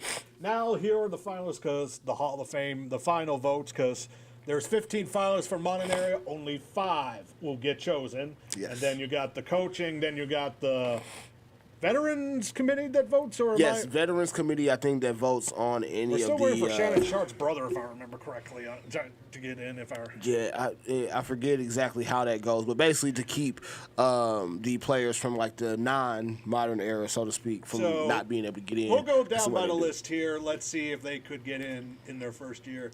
First up, we have Jared Allen, defensive end from KC, Minnesota. So I think Jared Allen gets in, but I don't think it's first ballot. No. Jared Allen was a great defensive end, obviously great sack artist, but I think as far as first ballot Hall of Famers, I don't know that he gets in on the first ballot, but we will see him in Canton one day. As you can see, someone else a defensive, just recently a college football Hall of Fame, Dwight Freeney. I see him getting in before Jared Allen. Oh, for sure. Dwight Freeney, I mean, again, I grew up watching those, Colts teams that he was a part of. Of course, the defense didn't get, much credit, which there was some times where that defense wasn't great, but he was definitely a stabilizing force bringing that pass rush for those Indianapolis teams. Then next we got offensive tackle, Cincinnati and Baltimore, Willie Anderson, though he's been waiting for a while. I think he has been waiting for a while. I hope Willie gets in. I don't know if this is the year. Of course, it's a pretty stacked class, but definitely hoping he gets in. There's a first ballot one that might actually be more accredited to him, even though he didn't win a Super Bowl. Yep. We'll get to that in a moment. Rondé Barber, defensive back, Tampa Bay, 97-12 defensive. I don't know with Rondé. I'm a little on the fence with Rondé because from what I remember, and obviously we know Tiki ain't getting in. Nah, unfortunately not. Sorry, Tiki. But I think I got to put Rondé in a category with Jared Allen, where I think he does get in, but maybe not this year. Devin Hester, punt return, kick return, wide receiver. Put him in. Just put him in. Look, if as long as you don't necessarily count him as a wide receiver, just what he did from a punt and kick return standpoint in the years that he was in the league was electrifying. Probably the most well-known special teams guy we've ever had in the NFL. I believe has the NFL record for kickoff return touchdowns. Get him in the Hall of Fame. Yeah. So here's the thing too. Like we mentioned, Rondé Barber. The ones that are kind of stacked are defensive back and wide receiver. Yes. So next, of course, we got our own St. Louis Torrey Holt. Look, the bias in me wants Torrey Holt in. I don't know. Like for instance, if you compare him and the next guy that we have here, Andre Johnson, I don't know that his numbers are drastically better than Andre Johnson, if they are better at all. But here's the thing: Torrey Holt's been named on all-decade team, 7 Pro Bowls. This is true, and they got the ring. So I want Torrey to get in. I really hope that the committee votes him in. The one person that might out of the two, Torrey Holt. Andre Johnson's number 2, but there's a 1A, 1B. Oh, yeah. Torrey Holt, and then, of course, the other wide receiver that's in there, Reggie Wayne. Yeah, so... And him and Torrey are kind of close. So, and, of course, there's only 5 total that get in, right? Yeah. So, it's going to be hard to justify 2 of the 5 being receivers. That's a tough one, man. Because there's a very valid case for all 3 of those. I think from a just overall number of accomplishments, though, I think Torrey Holt has to be the choice. Then another cornerback, but been here for a while, Albert Lewis. Yeah. So it's gonna be tough for Albert too, though. He's been waiting a while. 10 years in KC. But you scroll down to that name right under him. Darrell Revis. Revis Island was a real thing, man. So, honestly, for defensive back, if I'm looking at the list, it's between Revis and Barber. Yeah. And, again, even with, Rondé Barber, I believe he has a Super Bowl ring. But Darrell Revis, he's got a Super Bowl also because of that Patriots season. So, look, again, Revis Island was a real thing. That's truly locked down corner. It's going to be hard to keep him out. Now, maybe, you let Rondé Barber in this year and Revis, the next time around. But at the same time, I feel like Revis should be first ballot. And then the other offensive tackle, Joe Thomas. Yeah, Joe Thomas. He played on some bad teams in Cleveland, but definitely not his fault. He definitely held up his end of the bargain at that left tackle spot for those years. And shout out to him for kind of retiring early, not sticking around too long. But I do think, again, we talk about him and Willie Anderson. Willie had a little bit longer of a career. I think, you could make the argument that Joe might have been a better tackle. But, I think Joe, he probably has more of an opportunity. You may, say, let's go ahead, get Willie in this year, maybe get Joe Thomas in the second time around. Yeah, so next, there's actually three groups that's kind of hard. Linebacker. First, my former Miami Dolphin, Zach Thomas. Zach Thomas had a hell of a career. I know there's probably a lot of kids, that may be watching this that don't remember Zach Thomas and how he was flying around back in the day, but definitely a hell of a linebacker throughout his career. Had some great seasons for Miami.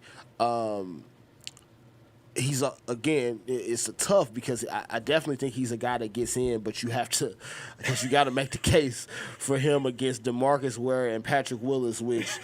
Jesus Christ! Like how do you make the case given? I'd say out of those three, I think Ware gets in because he does have a ring. Well, the way he got that ring with Denver, especially after all of those years in Dallas, where he was putting up crazy numbers and the team couldn't quite get over the hump. And then you got last for the modern era safety Darren Woodson. Again, it's tough, man. So let's and also, take if you haven't noticed, no quarterback in this finalist list. That's kind of odd. I wouldn't have guessed that. I would have definitely thought that was a quarterback of some sort that was going to be lingering around here, but I guess I was wrong. So if I have to pick 5 names, I can only pick 5 names out of this list, right? Mm-hmm. Darrelle Revis is definitely on that. Yeah. DeMarcus Ware is in for me. If I'm going to choose one alignment, I probably go Willie Anderson over Joe Thomas. I don't feel great about it, but I probably go with Willie's been there longer. Willie's been there longer. And then I probably go with Torrey Holt. Again, it's hard with Andre Johnson. It's between him and Reggie, honestly. Yeah, I think Andre Johnson can wait. Again, great. Because here's the thing. Out of the 3, Reggie and Torrey have a Super Bowl ring. Yeah, Andre Johnson does not. Now, flip side of this, if we were talking College Football Hall of Fame, Andre Johnson, if he's not in already, probably will get in very soon. Honestly, because like I see Freeney going into both this year. Yeah, I think Freeney gets in on both. So, and I feel terrible about that because I want to get Devin Hester in, but I don't think he has the same case as the 5 that I named. And then for honest, it would be Torrey, DeMarcus Ware, Willie Anderson, Darrelle Revis. That's hard because I really wanted to say Barber. Yeah, I want to give it to Rondé, but man, Darrelle Revis is tough. I'll put Darren Woodson because he's been in there for a while. Yeah. So it's going to be tough to pick between that group. We got the senior finalists here: Chuck Howley, Joe Klecko, and Ken Riley. Okay. Now, I guess correct me if I'm wrong. Now, for the senior finalists, is it just one of these that gets in? It's either one. There's 8 that goes in total. Okay. So so it has to be a combination. So it would either be 2, out of the 4, only half of these. But here's the thing: Don Coryell. Yeah, Coryell's former in. St. Louis Cardiac Cards coach. And Coryell's getting in. Yeah, for the coaches, it's out of the 2, because these are before our time, so it's hard for me to be the judge of that, that gets in. Yeah, I think Coryell gets in. I'm not sure how they'll split it between the rest of the senior finalists in the modern era. Oh, that reminded me, the Super Bowl's on NBC this year, right? Is it? Let me double check. I think the Super Bowl was NBC last year. Oh, because it's saying the NFL Honors airs on NBC, Peacock, and NFL Network this Let's see. We'll give you a real quick answer here on exactly which network. If people don't know, instead of rotating by 3, it's going to rotate by 4 from now on with that new deal from ESPN and Disney, because now ABC will hold a Super Bowl sometime. I don't think it's next year. I think it's the year after that. I think so, yeah. They have it the year after. I want to say Fox has it this year. I could be wrong about that, but I think Fox this year, CBS next year, ABC, and then back to Yes, and ABC. also if people didn't see last night's college football, you saw some XFL commercials because ESPN. Yeah, and of course, if you've been watching the NFL games on Fox these last few weeks, you've also seen some USFL Not on commercials as well. NBC, though, even though they're a partner with the USFL, though, they kind of have a hard, weird way of advertising. I'll explain that a little bit, too. So yeah. All right, we got that out of there. Now, ladies and gentlemen, finally with XFL, we finally got a schedule, Josh. Finally got a schedule, man. Finally. Now, I am a little upset because we gotta wait 3 weeks into the season I know. to get our first Let me home bring game. that up here. We got the Battlehawk schedule here. So, okay. We'll do the Battlehawks and we'll go through the whole league here in a moment. So people don't know, all 4 games, we'll explain a little bit, are on the channels of ABC, ESPN, ESPN2, FX. I think I said those 4. Yeah, those 4 on the television. I'll mention how the streaming works for it too. So it's a little bit different how the USFL did it for their last season last year. So as you can see, the first 3 games are away. Here's the reason. People were wondering, how come we're the best fan base and all stuff. You have to remember, because of what the Rams did to us, the Dome has a little bit more power, but also here's the thing too. They have events that are booked at least about a year or 2 in advance. Yeah. So the Dome, because like a few other dome or football stadiums, they book multiple events. Hell, SoFi, they have concerts, and that, of course, is going to be part of the LA Olympics here in 28. Yep. So first, of course, week 1, again at San Antonio, 2 o'clock Central Time at ABC. That's honestly probably not a bad idea for a matchup. You have both teams that with very passionate fan base, and also both that play in a dome. Yep. And San Antonio. So that makes sense to me. Week 2. Oh, yeah, that reminds me, too. If the divisions are not East and West like they were in 2020, they are now North and South. Yep. North is Seattle, D.C., Las Vegas, St. Louis. South, the 3 Texas teams, Houston, Arlington, San Antonio, and then Orlando. Yep. And here's the thing, too. Week 2, we start off with the first game, and we get the first Thursday night football game of the year of 2023 against the Seattle Dragons at 8 o'clock on FX. Now, I like the idea of getting a Thursday night game. I also like the idea of getting that Thursday night game out the way early in the season. Yeah. Of course, you never like playing on a short week, but I think being able to go ahead and get that out of the way in week 2 as opposed to week 9 or 10 definitely will bode well for the Battlehawks. Yes. Week 3, and people don't know, Jordan Tiamu is back in the XFL, but for the DC Defenders. So that's going to be an interesting quarterback battle in DC. And that will be on Sunday, March 5th, away game at noon, another Sunday game on FX. Another thing, too, is ESPN2 has about, from what I've been seeing in interviews and reading about, somewhere in the high 70 millions to low 80 million subscribers. Yeah. And FX has about maybe 10 million less, but FX is actually more of a common channel.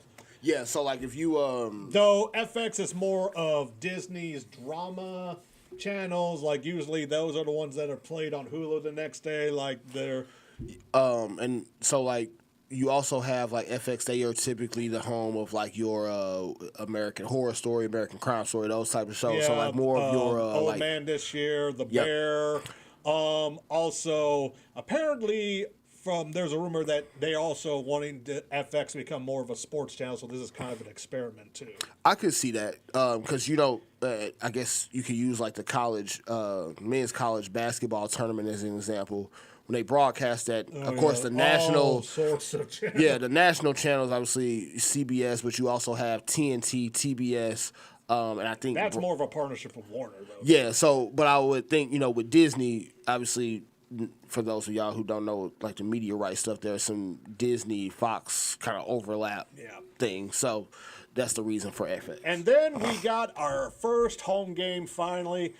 Interesting that it's against what pretty much people are calling the 2020 Battlehawks, the Arlington Renegades. Another Sunday game in the afternoon on ESPN2 at 3 o'clock Central.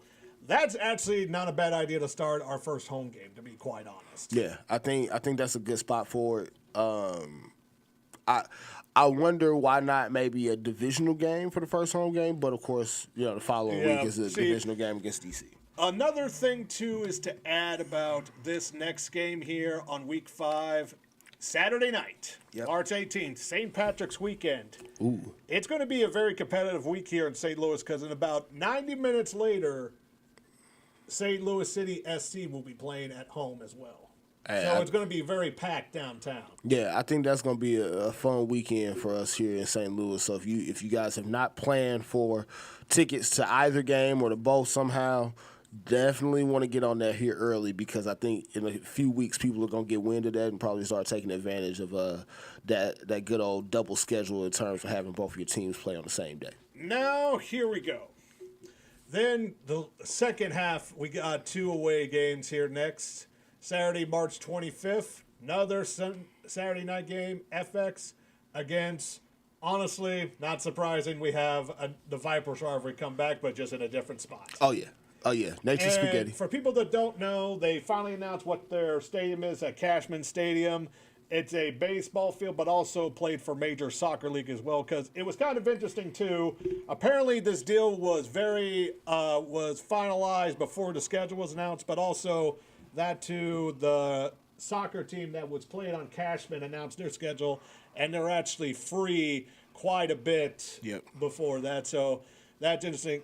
I know, honestly, this is better than what was going to be at Reliant because even though we have the dome there, but it's going to look our dome's going to look a lot better than it does at Reliant with how many people are going to be there with. Oh, yeah. So then we got the Houston Roughnecks, Saturday afternoon, 2 p.m. Central, ESPN2.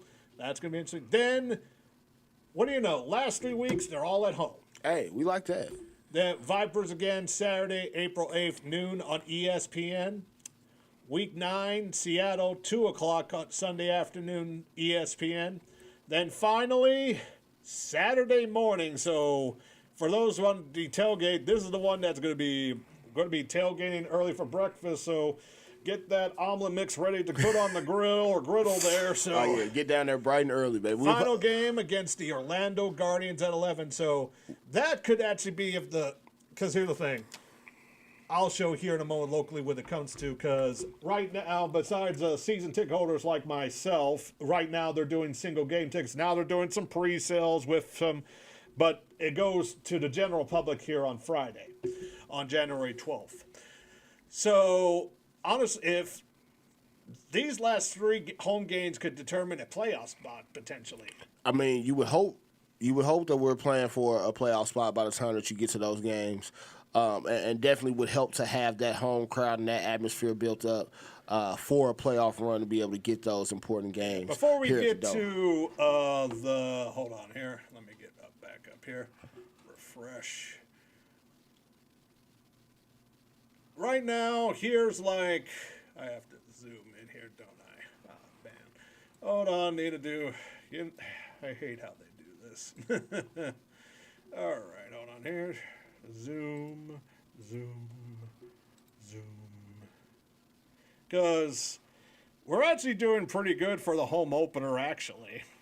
There's actually quite a few sections that are already sold out, but it's not like there's a ton of seats left here. There we go. Can we get a better picture than that? Oh, man. Oh, well. Because, see, the blue here is the seats. As you can see, way more than half have already been sold. Right. So definitely a good turnout so far. So mostly it's just the back part here, and these will probably these will probably be close to a sellout like it is. Because here's the thing. We have about 2 months before the first home game, so that's a lot of time. And if the Battlehawks are either 3-0 or 2-1, expect this to be a total sellout. I don't know. Like, we'll see if because they're probably going to wait like last time in 2020 to think about getting the upper deck. Yeah, I would definitely think they'd hold off on that. Like, if it's like, I would honestly wait till the last 3 home games, to be quite honest. Yeah, because at that point, if you have a playoff contender or not. And I would imagine, especially by the time that you get to that final home game, if you do have a playoff contender, you definitely will need those upper bowl seats available in order to get more fans in the stands there. But I think the excitement is definitely building. For football coming back, and obviously to have the XFL back here in St. Louis with the Battlehawks. So interested to see how those home crowds go, man. But I think the city is ready for that return. Yes, give me a moment here. Let me get the full schedule out here. So another thing to mention here is that on the streaming part, unlike there's not like exclusivity when it comes to streaming. USFL, they had exclusive Peacock games, which it was not fun at first because they played so many commercials at the same time. Oh yeah. The first 2 to 3 games, they played that Little Caesar stuffed crust commercial where everyone was so close in the room together. Pizza. So many times I wanted to hit my head against a wall. I'm like, enough. Yeah, please So for this time, though, because you can stream all these games and get the exact broadcast for them on ESPN Plus. So either you're part of the old grandfather Disney bundle like I am. I am too. And you'll get all the games, no matter what channel, so you don't have to worry about cable or anything. And if you just want to buy a subscription for about 2 to 3 months, it's only like $7 a month, $6.99. So that's actually, because they're going for both the old and the young. Yep. So like I said, week 1, they start with Vegas against Arlington, and Arlington, that's on ABC on Saturday, 3 o'clock. Second, Orlando Guardians versus the Houston Roughnecks. So they have all the Texas teams at home week 1. How smart are they? Of course. Get that Texas money. This game, though, is going to be semi-cast on ESPN and FX. USFL did that similar with Fox and NBC actually last year. Okay. Then, of course, Battlehawks versus San Antonio, the ABC game. So it's not. I wish there were some more ABC games that the Battlehawks got, but ESPN's ESPN, man. Yeah. Sunday, then you got a Sunday night game. I have seen people think Seattle's schedule, they might have got shafted a little bit. Because, here we go. Sunday, 8 o'clock on that's 7 o'clock Eastern, but West Coast, that's like 5 o'clock. Yeah. So on ESPN against the DC Defenders at their home opener. Then you got a short week for Seattle when they face the Battlehawks. And, of course, that's 8 for us, but that's 6 for them, I believe. Yeah, 6 o'clock. Then Saturday game, DC against Vegas on FX. San Antonio Brahmas versus the Guardians on ESPN. Then Sunday night game, Arlington and the Roughnecks, one of the Battle of the Texas on ESPN2. So not a bad. That's actually not bad for February, to be quite honest. Yeah, no, definitely a good start to the season with some of those matchups. March, one Saturday game, Seattle versus Vegas. Sunday, 3 games, noon, 3 o'clock, 7 o'clock. Of course, like I said, FX, mostly FX in week 3, then ESPN2. So they're probably, like I said, don't be surprised. They say our games will be on FX, and they need, because, I do believe FX is probably a channel that most sports bars have in the area. Well, I mean, most sports bars have, and then most people who do still have a cable package have FX included in it. Then week 4 on March 11 and 12, Houston versus Orlando on FX at 7. Then, this is getting kind of close. Then in Seattle, Saturday night game, San Antonio versus Seattle on FX. Sunday, home opener, 3 o'clock, ESPN2. Then Sunday night game, ESPN2. Week 5, we go back to Thursday night games. Houston at Seattle, You see what I mean about Seattle? I think they might have got shafted a little bit. Oh, yeah, that schedule's a little rough for them. Yeah, so 8 o'clock on Thursday. This is St. Patrick's Week. Then you got Battlehawks, the first game on the Saturday night. Then you got another night game, Orlando versus Vegas. Oh, yeah, I guess it'll be Western, so it'll be 8 o'clock Vegas time, but pretty late for our folks over there in Orlando on the East Coast. Then ended with Arlington and San Antonio Sunday night at 9 o'clock for us. Well, it's also 9 o'clock in Texas as well, so that's a pretty late start to the... Yeah, that's gonna be interesting to tell, because there were some late night games for the USFL, but that was kind of hard to tell since it was all in Birmingham. Right. So let's see here. Week 6. Here we go. Saturday, 1:30, Seattle versus Orlando on ESPN. Then you got Battlehawks at Vegas at 6 o'clock on FX. Saturday, March 26, 2023, 3 o'clock game, Brahmas versus Renegades on ABC. Then, Monday night game, Houston at DC on FX at 6 o'clock for us. Week 7, bringing more of the Friday night games here. Seattle, once again. Yeah. Short weeks all over the place for them, man. Then with Arlington on FX, Friday, 6 o'clock. April Fool's Day. Hopefully not for St. Louis. Right. Because the last time we played Houston, it was not a good day. Yeah, we... ESPN2, 3 o'clock. Got roughed up. San Antonio versus Vegas on ESPN Saturday night. Sunday, April 2nd, DC versus Orlando on FX. Then week 8, Vegas. We begin the home stretch here. Saturday at noon, Vegas versus Battlehawks ESPN. Then you got Arlington versus Orlando on ESPN. So because of the fast time, these should not overlap unless we go into overtime. Yeah. Then you got Houston battle Texas again. Houston against San Antonio at ABC Sunday afternoon at 2. And a 6 o'clock game again for Seattle on ESPN2. But, I mean, at least they get a full week and a half rest after the short then week. Then you got, before. Here you go, 2 Saturday, 2 Sunday. Vegas, Houston, ABC. Guardians, Brahmas, ESPN2. Renegades, DC, ESPN. Then you got, interesting, we ended at 2 o'clock, Seattle against the Battlehawks on ESPN. Then the final week, Saturday, Sunday, Orlando against St. Louis. We're the first one. Last home game is the first one, ESPN. DC against the Brahma at San Antonio, ABC. Sunday, April 23rd, Houston and Arlington. That's the last battle of Texas there.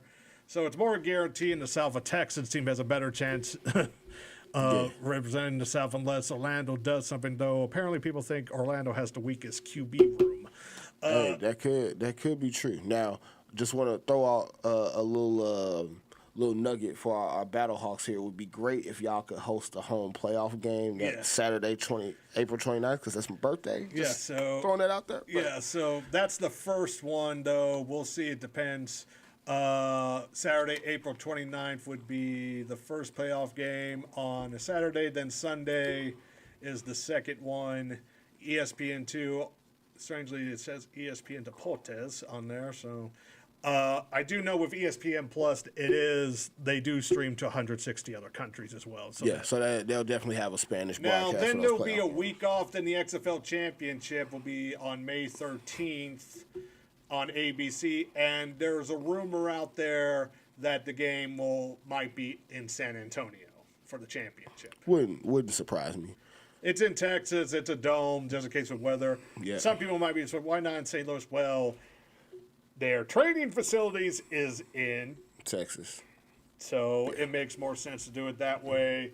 And also, they're trying to build it more. See, here's the thing: they pretty much think. And honestly, they do kind of St. Louis in the bag. Yeah, they do. I don't think the St. Louis fans are going anywhere. So I think they're here for the long haul. So before let me go off with the Battlehawk because we also have signed up some NFL Alumni Academy players. First, we got, interesting enough, we actually have someone that's actually a content creator as well. AJ Green, that's a Green with an E, not AJ Green. Yeah, not Cincinnati Bengals, Arizona Cardinals. From New Haven, part of the 2020 NFL Draft, actually created content because he was part of because of the COVID thing with his draft class, and he got like 3 million followers and actually did a Gatorade ad for 20 seconds in the summer. So hey, get the bag, man. So welcome to St. Louis. And then did his path to the NFL thing. So was part of the NFL alumni, graduated, and now he was selected. It was kind of a draft format too. So, and then we got Ezekiel Grimsley. Brooke Grimsley came up. He was hoping that hopefully makes it so it'll be easy for her jersey selection. I know, right? Yeah, Hampton slants Virginia Tech, 6'1", 185, NFL Draft 2022, undrafted, one of the new guys. Outside linebacker Marvin Moody, actually pretty good name. 6'2", 230, Tulane. Yep. 2022 NFL Draft, undrafted. Wide receiver Bruce Nunley, 6'1", 190, Western Michigan. Give me a moment. Was Western Michigan, then Chattanooga, first team All-Southern Conference, 2022 NFL Draft, was undrafted, attends Titans and Chief minicamps, but did not get signed.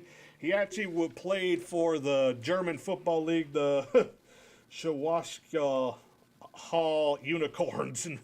Okay. So, been around the world, man. Seen a lot. Cornerback, safety, Jacoby Paperlon, 5'10", 180, Southern A&M. NFL Draft 2022 undrafted. Actually did that interception in the 2018 SWAC championship that caused them for Southern to win that. Okay. Big players make big plays, man. Wide receiver Caleb Vander Ish, 6'1", 210, South Dakota, second time Missouri Valley Football Conference. NFL Draft 2022 undrafted. Cornerback Kashawn Walker, 6'2", 205 pounds, first team. AJ, I'm sorry, I think I messed it up. Part of the MAC NFL Draft 2022 undrafted, was actually signed by the Texans. Sure. Running back Kareem Walker, 6'2", 225, Michigan, Fort Scott Community College, Mississippi State, South Alabama. Very big troubler. NFL Draft 2022 undrafted. Then you got safety Brendan White, 6'2", 220, Rutgers. Was actually the 2019 Rose Bowl defensive MVP. Was 2020 honorary Big Ten. 2021 undrafted, signed with the Jets. Not a shock. Yeah, not a shock. Not a shock. Then finally, offensive tackle Javon Wolford, 6'5", 298, Colgate, also Rice, 2017 All-Patriot League, 2020-21 All Patriot League honorable mention, NFL Draft, 2022 went undrafted. So it's going to be interesting for that lineman battle, to be quite honest. Oh yeah. They got a lot of bodies in camp, which of course you want to see. For the Battlehawks too, they had a few players that were drafted. D'Angelo Ross, Jamarcus Bradley, and Emilio Egbo signed their future deals with the teams they were on, so they will not be part of the Battlehawks this year. So, Gotcha. So then, it looks pretty good in my opinion, but one thing about locally for the Battlehawks is that they actually have, I'll bring it up here, a happy hour finally. We were wondering when they were going to have one, and they do here. Let me bring it up here first. Here we go. Be tomorrow night, 4 to 7 p.m. at this time. The last one was at Ballpark Village. It's now at one of the more known franchises in the St. Louis area, Cybergs.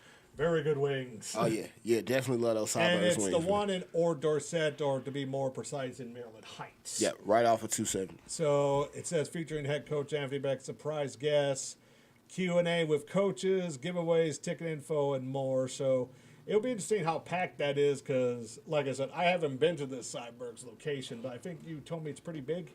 Oh, yeah. So if you haven't been to this Cybergs location, they actually have almost like a live performance area set up.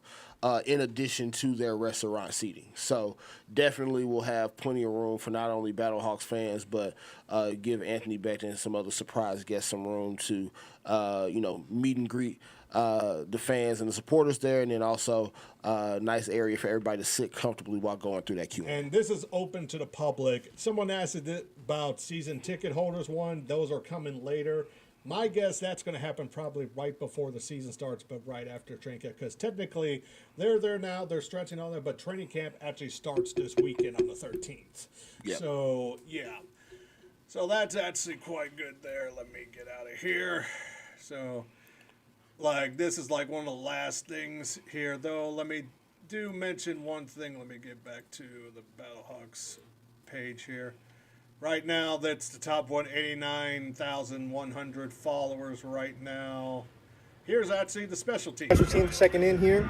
We got the kicker, Donnie Hagman. Long snapper, Alex Matheson. Punter, Sully Hofferter. Just got a workout in. Now we're on the field, watching the offense get through walkthroughs, running their plays, defense over there getting ready. We're looking sharp this year. We're ready to bring it to you, St. Louis. Let's get it. Just a reminder, that long snapper, I mentioned him last week, he's 6'5". That's a traditional long snapper height, but we'll take it. Man. Yep. We'll take it. So I do like these practice jerseys, though.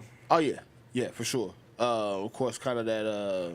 What's the name of the font I'm going for? But no, definitely a nice clean look. Gives me some kind of New York Giants ish, but I definitely like it, man. Looking forward to getting the Battlehawks. They're bringing up their content here for the St. Louis ones, and like I said, happy hour tomorrow, single game tickets, and boy, I think this is the only TCU guy that's on the team, and boy, yeah, it probably was a rough night for him. There's the only white secondary player right there, Ben DeLuca. Okay, good. So you got some of the... He's a rare breed, man. Ain't not too many white guys still getting down in the defensive backfield no more, man. Yeah, so Brent, Lucas, Dennis, you got interesting styles here. So yeah. Lucas kind of looked like Ty Gurley a little bit. Yeah, and then here's some of the linemen: Tyson Gray and Jay Williams there. Though he looked kind of smaller there. He's more of a guard. This guy looks more like a tackle.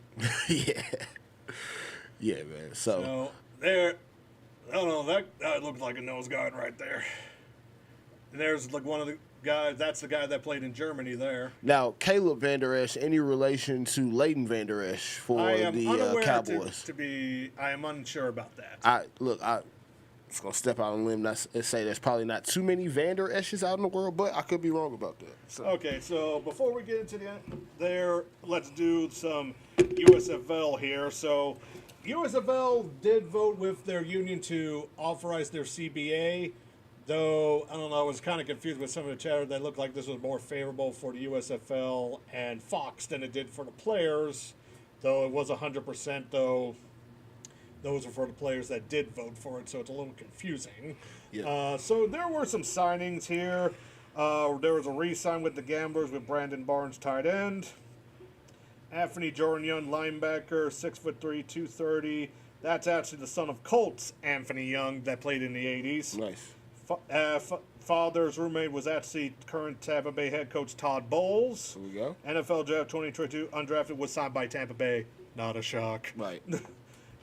Then Memphis, you got tight end Daniel Helms, 6'4", 255.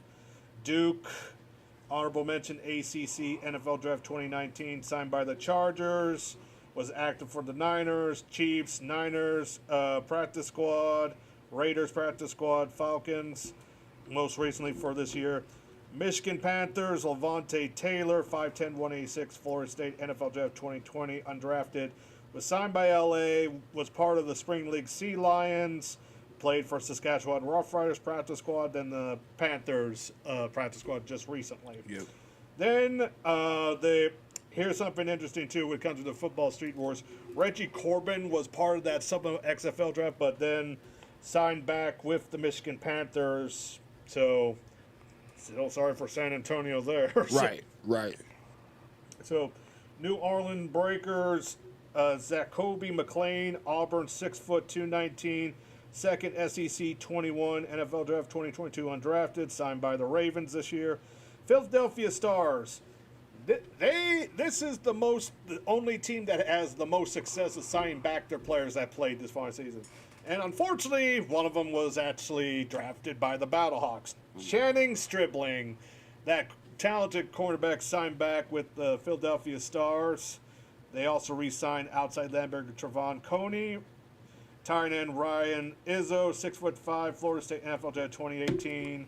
Round 7 to the Patriots, was part of that Patriots Super Bowl. Yeah. Texans practice squad, Giants practice squad, Seahawks practice squad, Titans practice squad, and then Carolina. Has 19 receptions, 313 yards, and 1 touchdown in the NFL. Then tight end Labrella Beta, West Florida NFL draft 2021, undrafted. Then the Maulers, they got a Dominic Logan Jr., Morgan State, also Oklahoma State. It was kind of confusing to find. I couldn't find much about it. He didn't sign to anyone after the draft or what year draft he was. Then you got defensive end Vashawn Taylor Jr., Morehead State, Kansas State, 6'3", 251. All PFL first team, PFL Defensive Player of the Year, NFL Draft 2022, undrafted. Then one thing that was interesting, New Jersey claimed a player that was released from the Philadelphia Stars, defensive end Marcus Lewis. And then one thing too, last week I said Vad Lee was released from the Maulers. He actually signed a contract with the CFL team BC Lions, so he's now playing for the BC Lions, now for the CFL. Oh. All right, we got about 15 more minutes. It's about time to go break down the NFL wild card. Wild card weekend is upon us. For those of y'all just joining us, this is another episode of That's Football here on the In the Zone Network at the My City, My Music Studios. Brought to you also by Cafe Piazza, 1600 Arsenal Street here in St. Louis, right across the highway from the Anheuser-Busch Brewery. So, we can start with the NFC this time, and I guess we can kind of go in order of the actual schedule. So, if you guys don't remember, last year the NFL started now, instead of doing I guess this was before we had 6 wild card games. Of course, back in the days of having 4, you would have 2 wild card games on Saturday, 2 on Sunday. We now, of course, with 6 wild card games, have 2 on Saturday, 3 on Sunday, and now a Monday night game. Last year, the Monday night game was Rams-Cardinals. Rams obliterated the Cardinals. It was not much of a game at all. We'll get to the Monday night game this year because, of course, it's probably the most obvious matchup that you could pick out for Monday Night Football out of these 6. But first game to kick off the wild card weekend for us, Saturday afternoon, 3:30 p.m. on Fox. Have NFC West divisional matchup, San Francisco 49ers at home for the Seattle Seahawks. The 49ers are 9.5-point favorites. You might see 10 points depending on where you bet at. They are playing probably as well as any playoff team right now coming into things. They have not lost since Brock Purdy has become the starter. 6-0. Since taking over for Jimmy Garoppolo. I mentioned this earlier. I think San Fran, at least to me, I can't speak on whether they should be the favorite for everybody or not. They are my favorite to come out of the NFC so long as Brock Purdy does not have his rookie quarterback moment, really soon here in the playoffs. The one time we've seen him have close to that was early in that first half against the Raiders a couple weeks ago, and that was still a game that they were able to come back and win in overtime. Yeah, and from the ESPN side I'm looking at here, lowest ticket for that game, $119. That's actually quite surprising. Well, yeah, it is a little bit surprising. I think the only reason that they are not higher than that is probably because this is a game that they've already seen a couple times. So, and they will also have higher ticket prices for the next game that they get, since they would also have another home game after this should they win.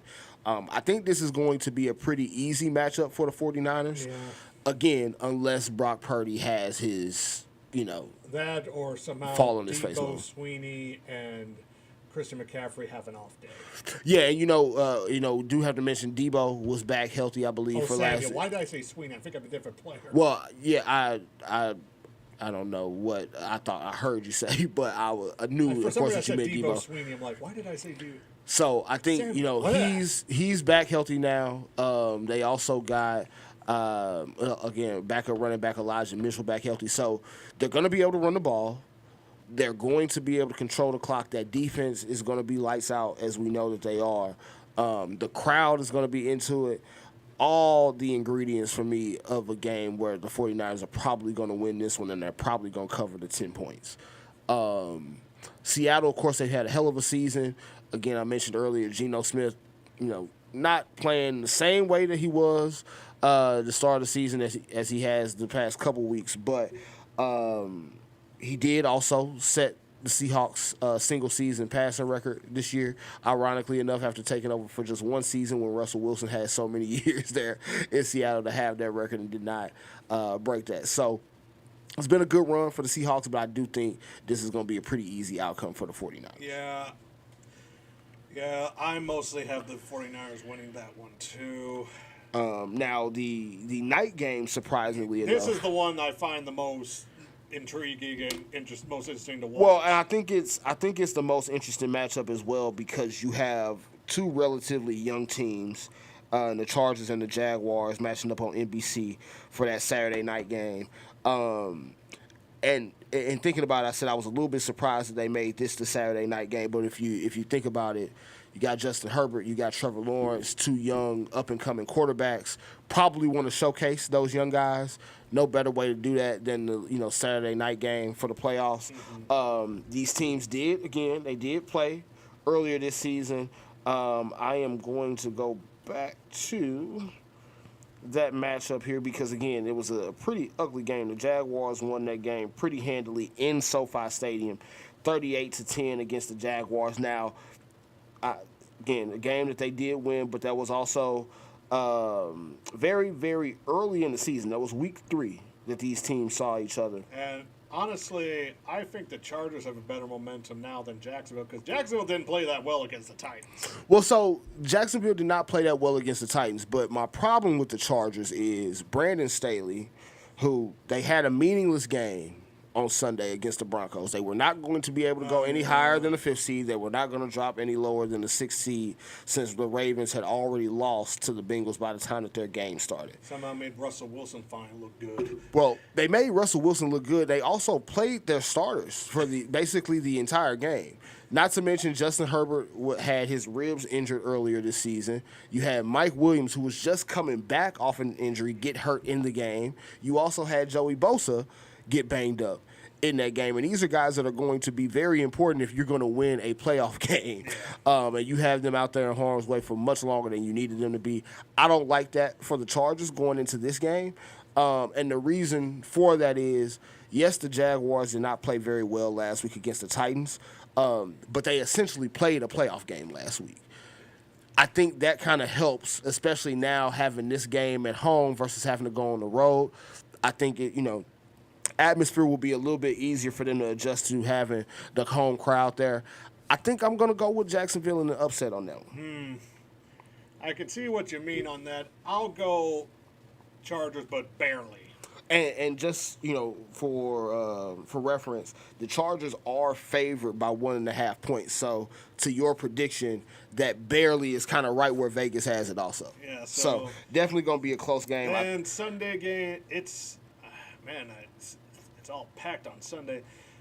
I don't know, Miami versus Buffalo, that seems kind of obvious where we're going to go. Yeah, I just don't see how the Dolphins move the ball if they don't have Tua at quarterback. And please don't hear me wrong, Tua should not be playing in this game. Again, 3 concussions in like 2.5, 3 months. He needs to be taking as much time off and getting right health-wise as he possibly can. With that said, though, the Dolphins have no chance with Skylar Thompson at quarterback. They barely have a chance with Teddy Bridgewater at quarterback, if I'm being honest. Also, some news that came out today from the Dolphins, Raheem Mostert broke his thumb. So he's going to have surgery on that, and apparently he's going to try to play on Saturday. He's going to have that big cast on his hand. Yeah, so we'll see how that helps them if they can establish the run game with him. They say he's a little uncertain for that Sunday game. But, yeah, I just don't see the Dolphins having a chance without Tua. Buffalo is 10.5-point favorites. I would, for those of y'all who are gambling folks, I would just go ahead and put, not only would I take the Bills to cover that 10.5-point spread. For those of y'all who use FanDuel, you can get the under on the Dolphins' team total of points at 17.5. I'll take that under all day long. I don't see how they get to 18 points and without the Tua. Bills are playing for Hamlin. Oh yeah, and you kind of saw it a little bit on Sunday with them having that home game against the Patriots, just how much emotion and energy was in that building. I imagine now that DeMar Hamlin is back in Buffalo, there's going to either be some sort of gesture with either him coming to the stadium or him doing some type of like video, some before that playoff game. That team and that building is going to lose their mind once that happens. You've had a hell of a year in Miami. Mike McDaniel, you did a great job your first year coaching. This is not the playoff game for you. Yeah. Next, New York, Minnesota. Does this show Minnesota as the frauds they are? So there's a lot of people on the Giants, right? Yeah. And I definitely feel like Minnesota is fraudulent.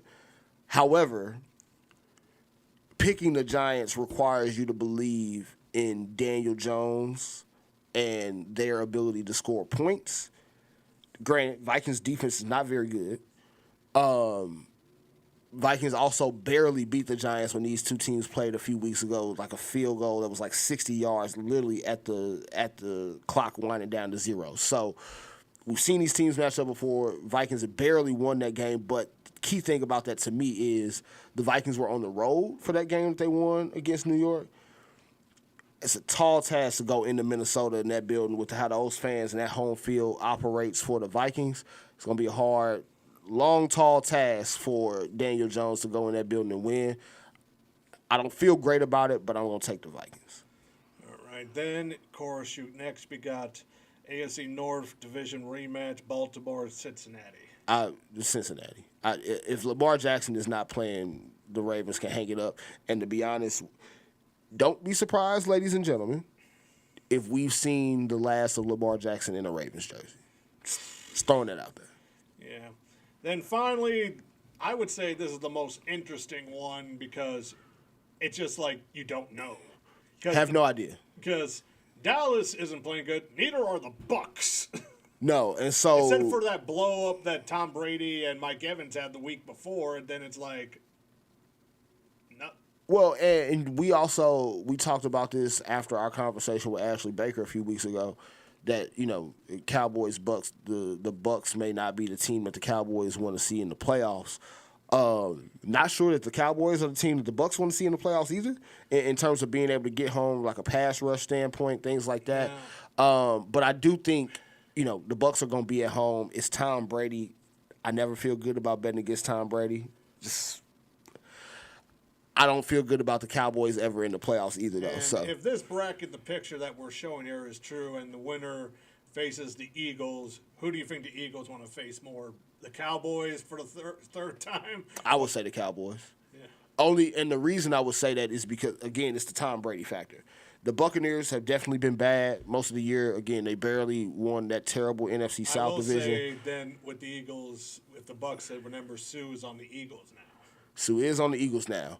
Now, granted, he hasn't looked quite the same that he looked for the Bucks while being on the Eagles, but I do think the Eagles are much better equipped to handle, regardless of who wins that game, they're much better to handle the winner of that game this year than they were going to the playoffs last year, just with the weapons around Jalen Hurts and how well he's played throughout this year. Yeah, so I would say Eagles, Bucks for the divisional round, and then 49ers, Vikings. But again, I can see the Giants pulling off that upset.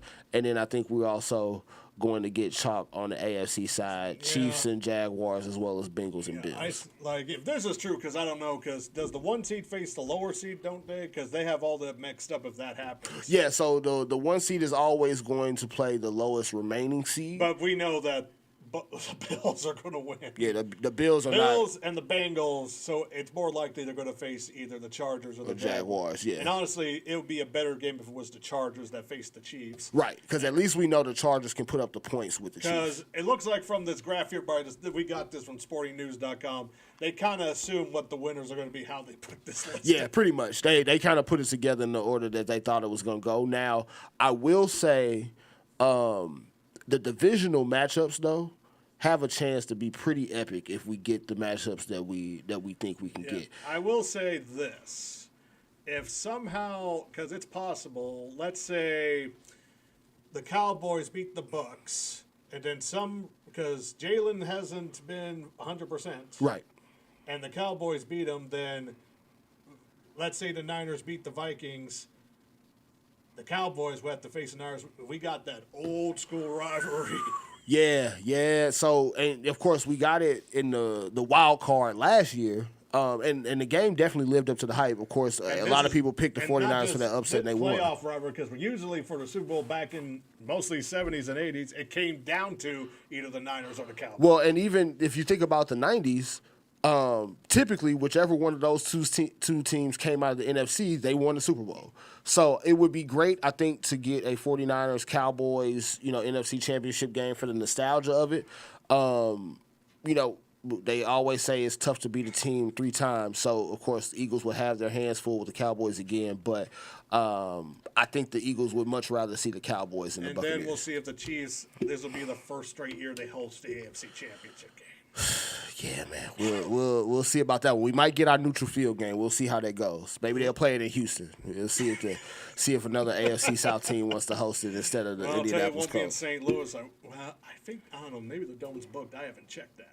Hey, we love to host too, I want to mention when the Battlehawks, when they played in April, not on the same day, but there's going to coincide with a Blues game on a different day, a Cardinals game on a different game. So April is going to be a very busy for downtown. So, yep. All right, we're now just a bit out of time. Next week, right at time. Also, I'll be at the deal at the Cybergs at the. Why am I forgetting what it's called? Oh, the Battlehawks happy hour. The happy hour. Finals. Hopefully they bring some of the players, maybe some more of the coaches. He said there's going to be some familiar faces, so we know Brian Stoll's going to be there. That's obvious. I would imagine you probably bring Ricky Prohl, maybe. Yeah.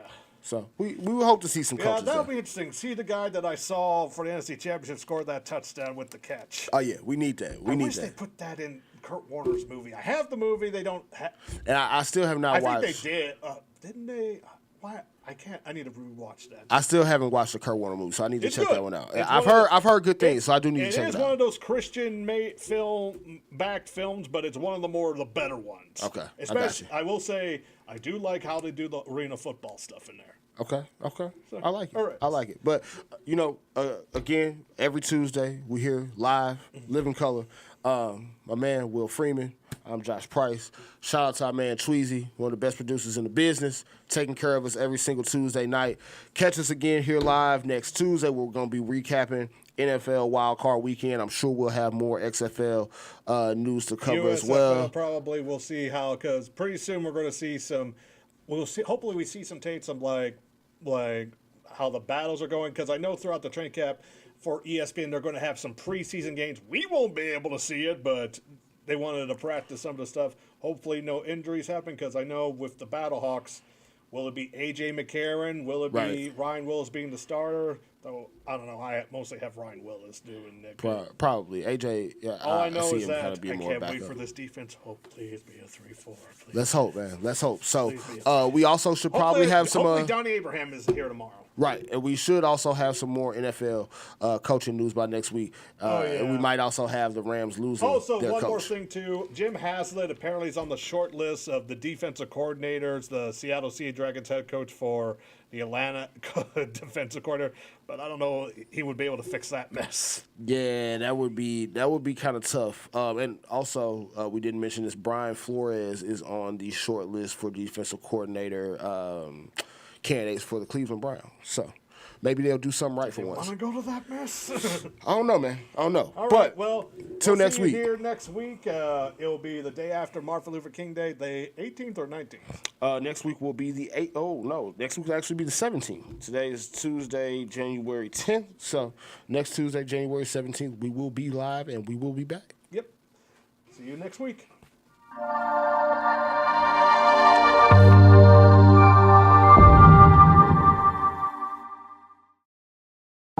Greatest fighter of all time.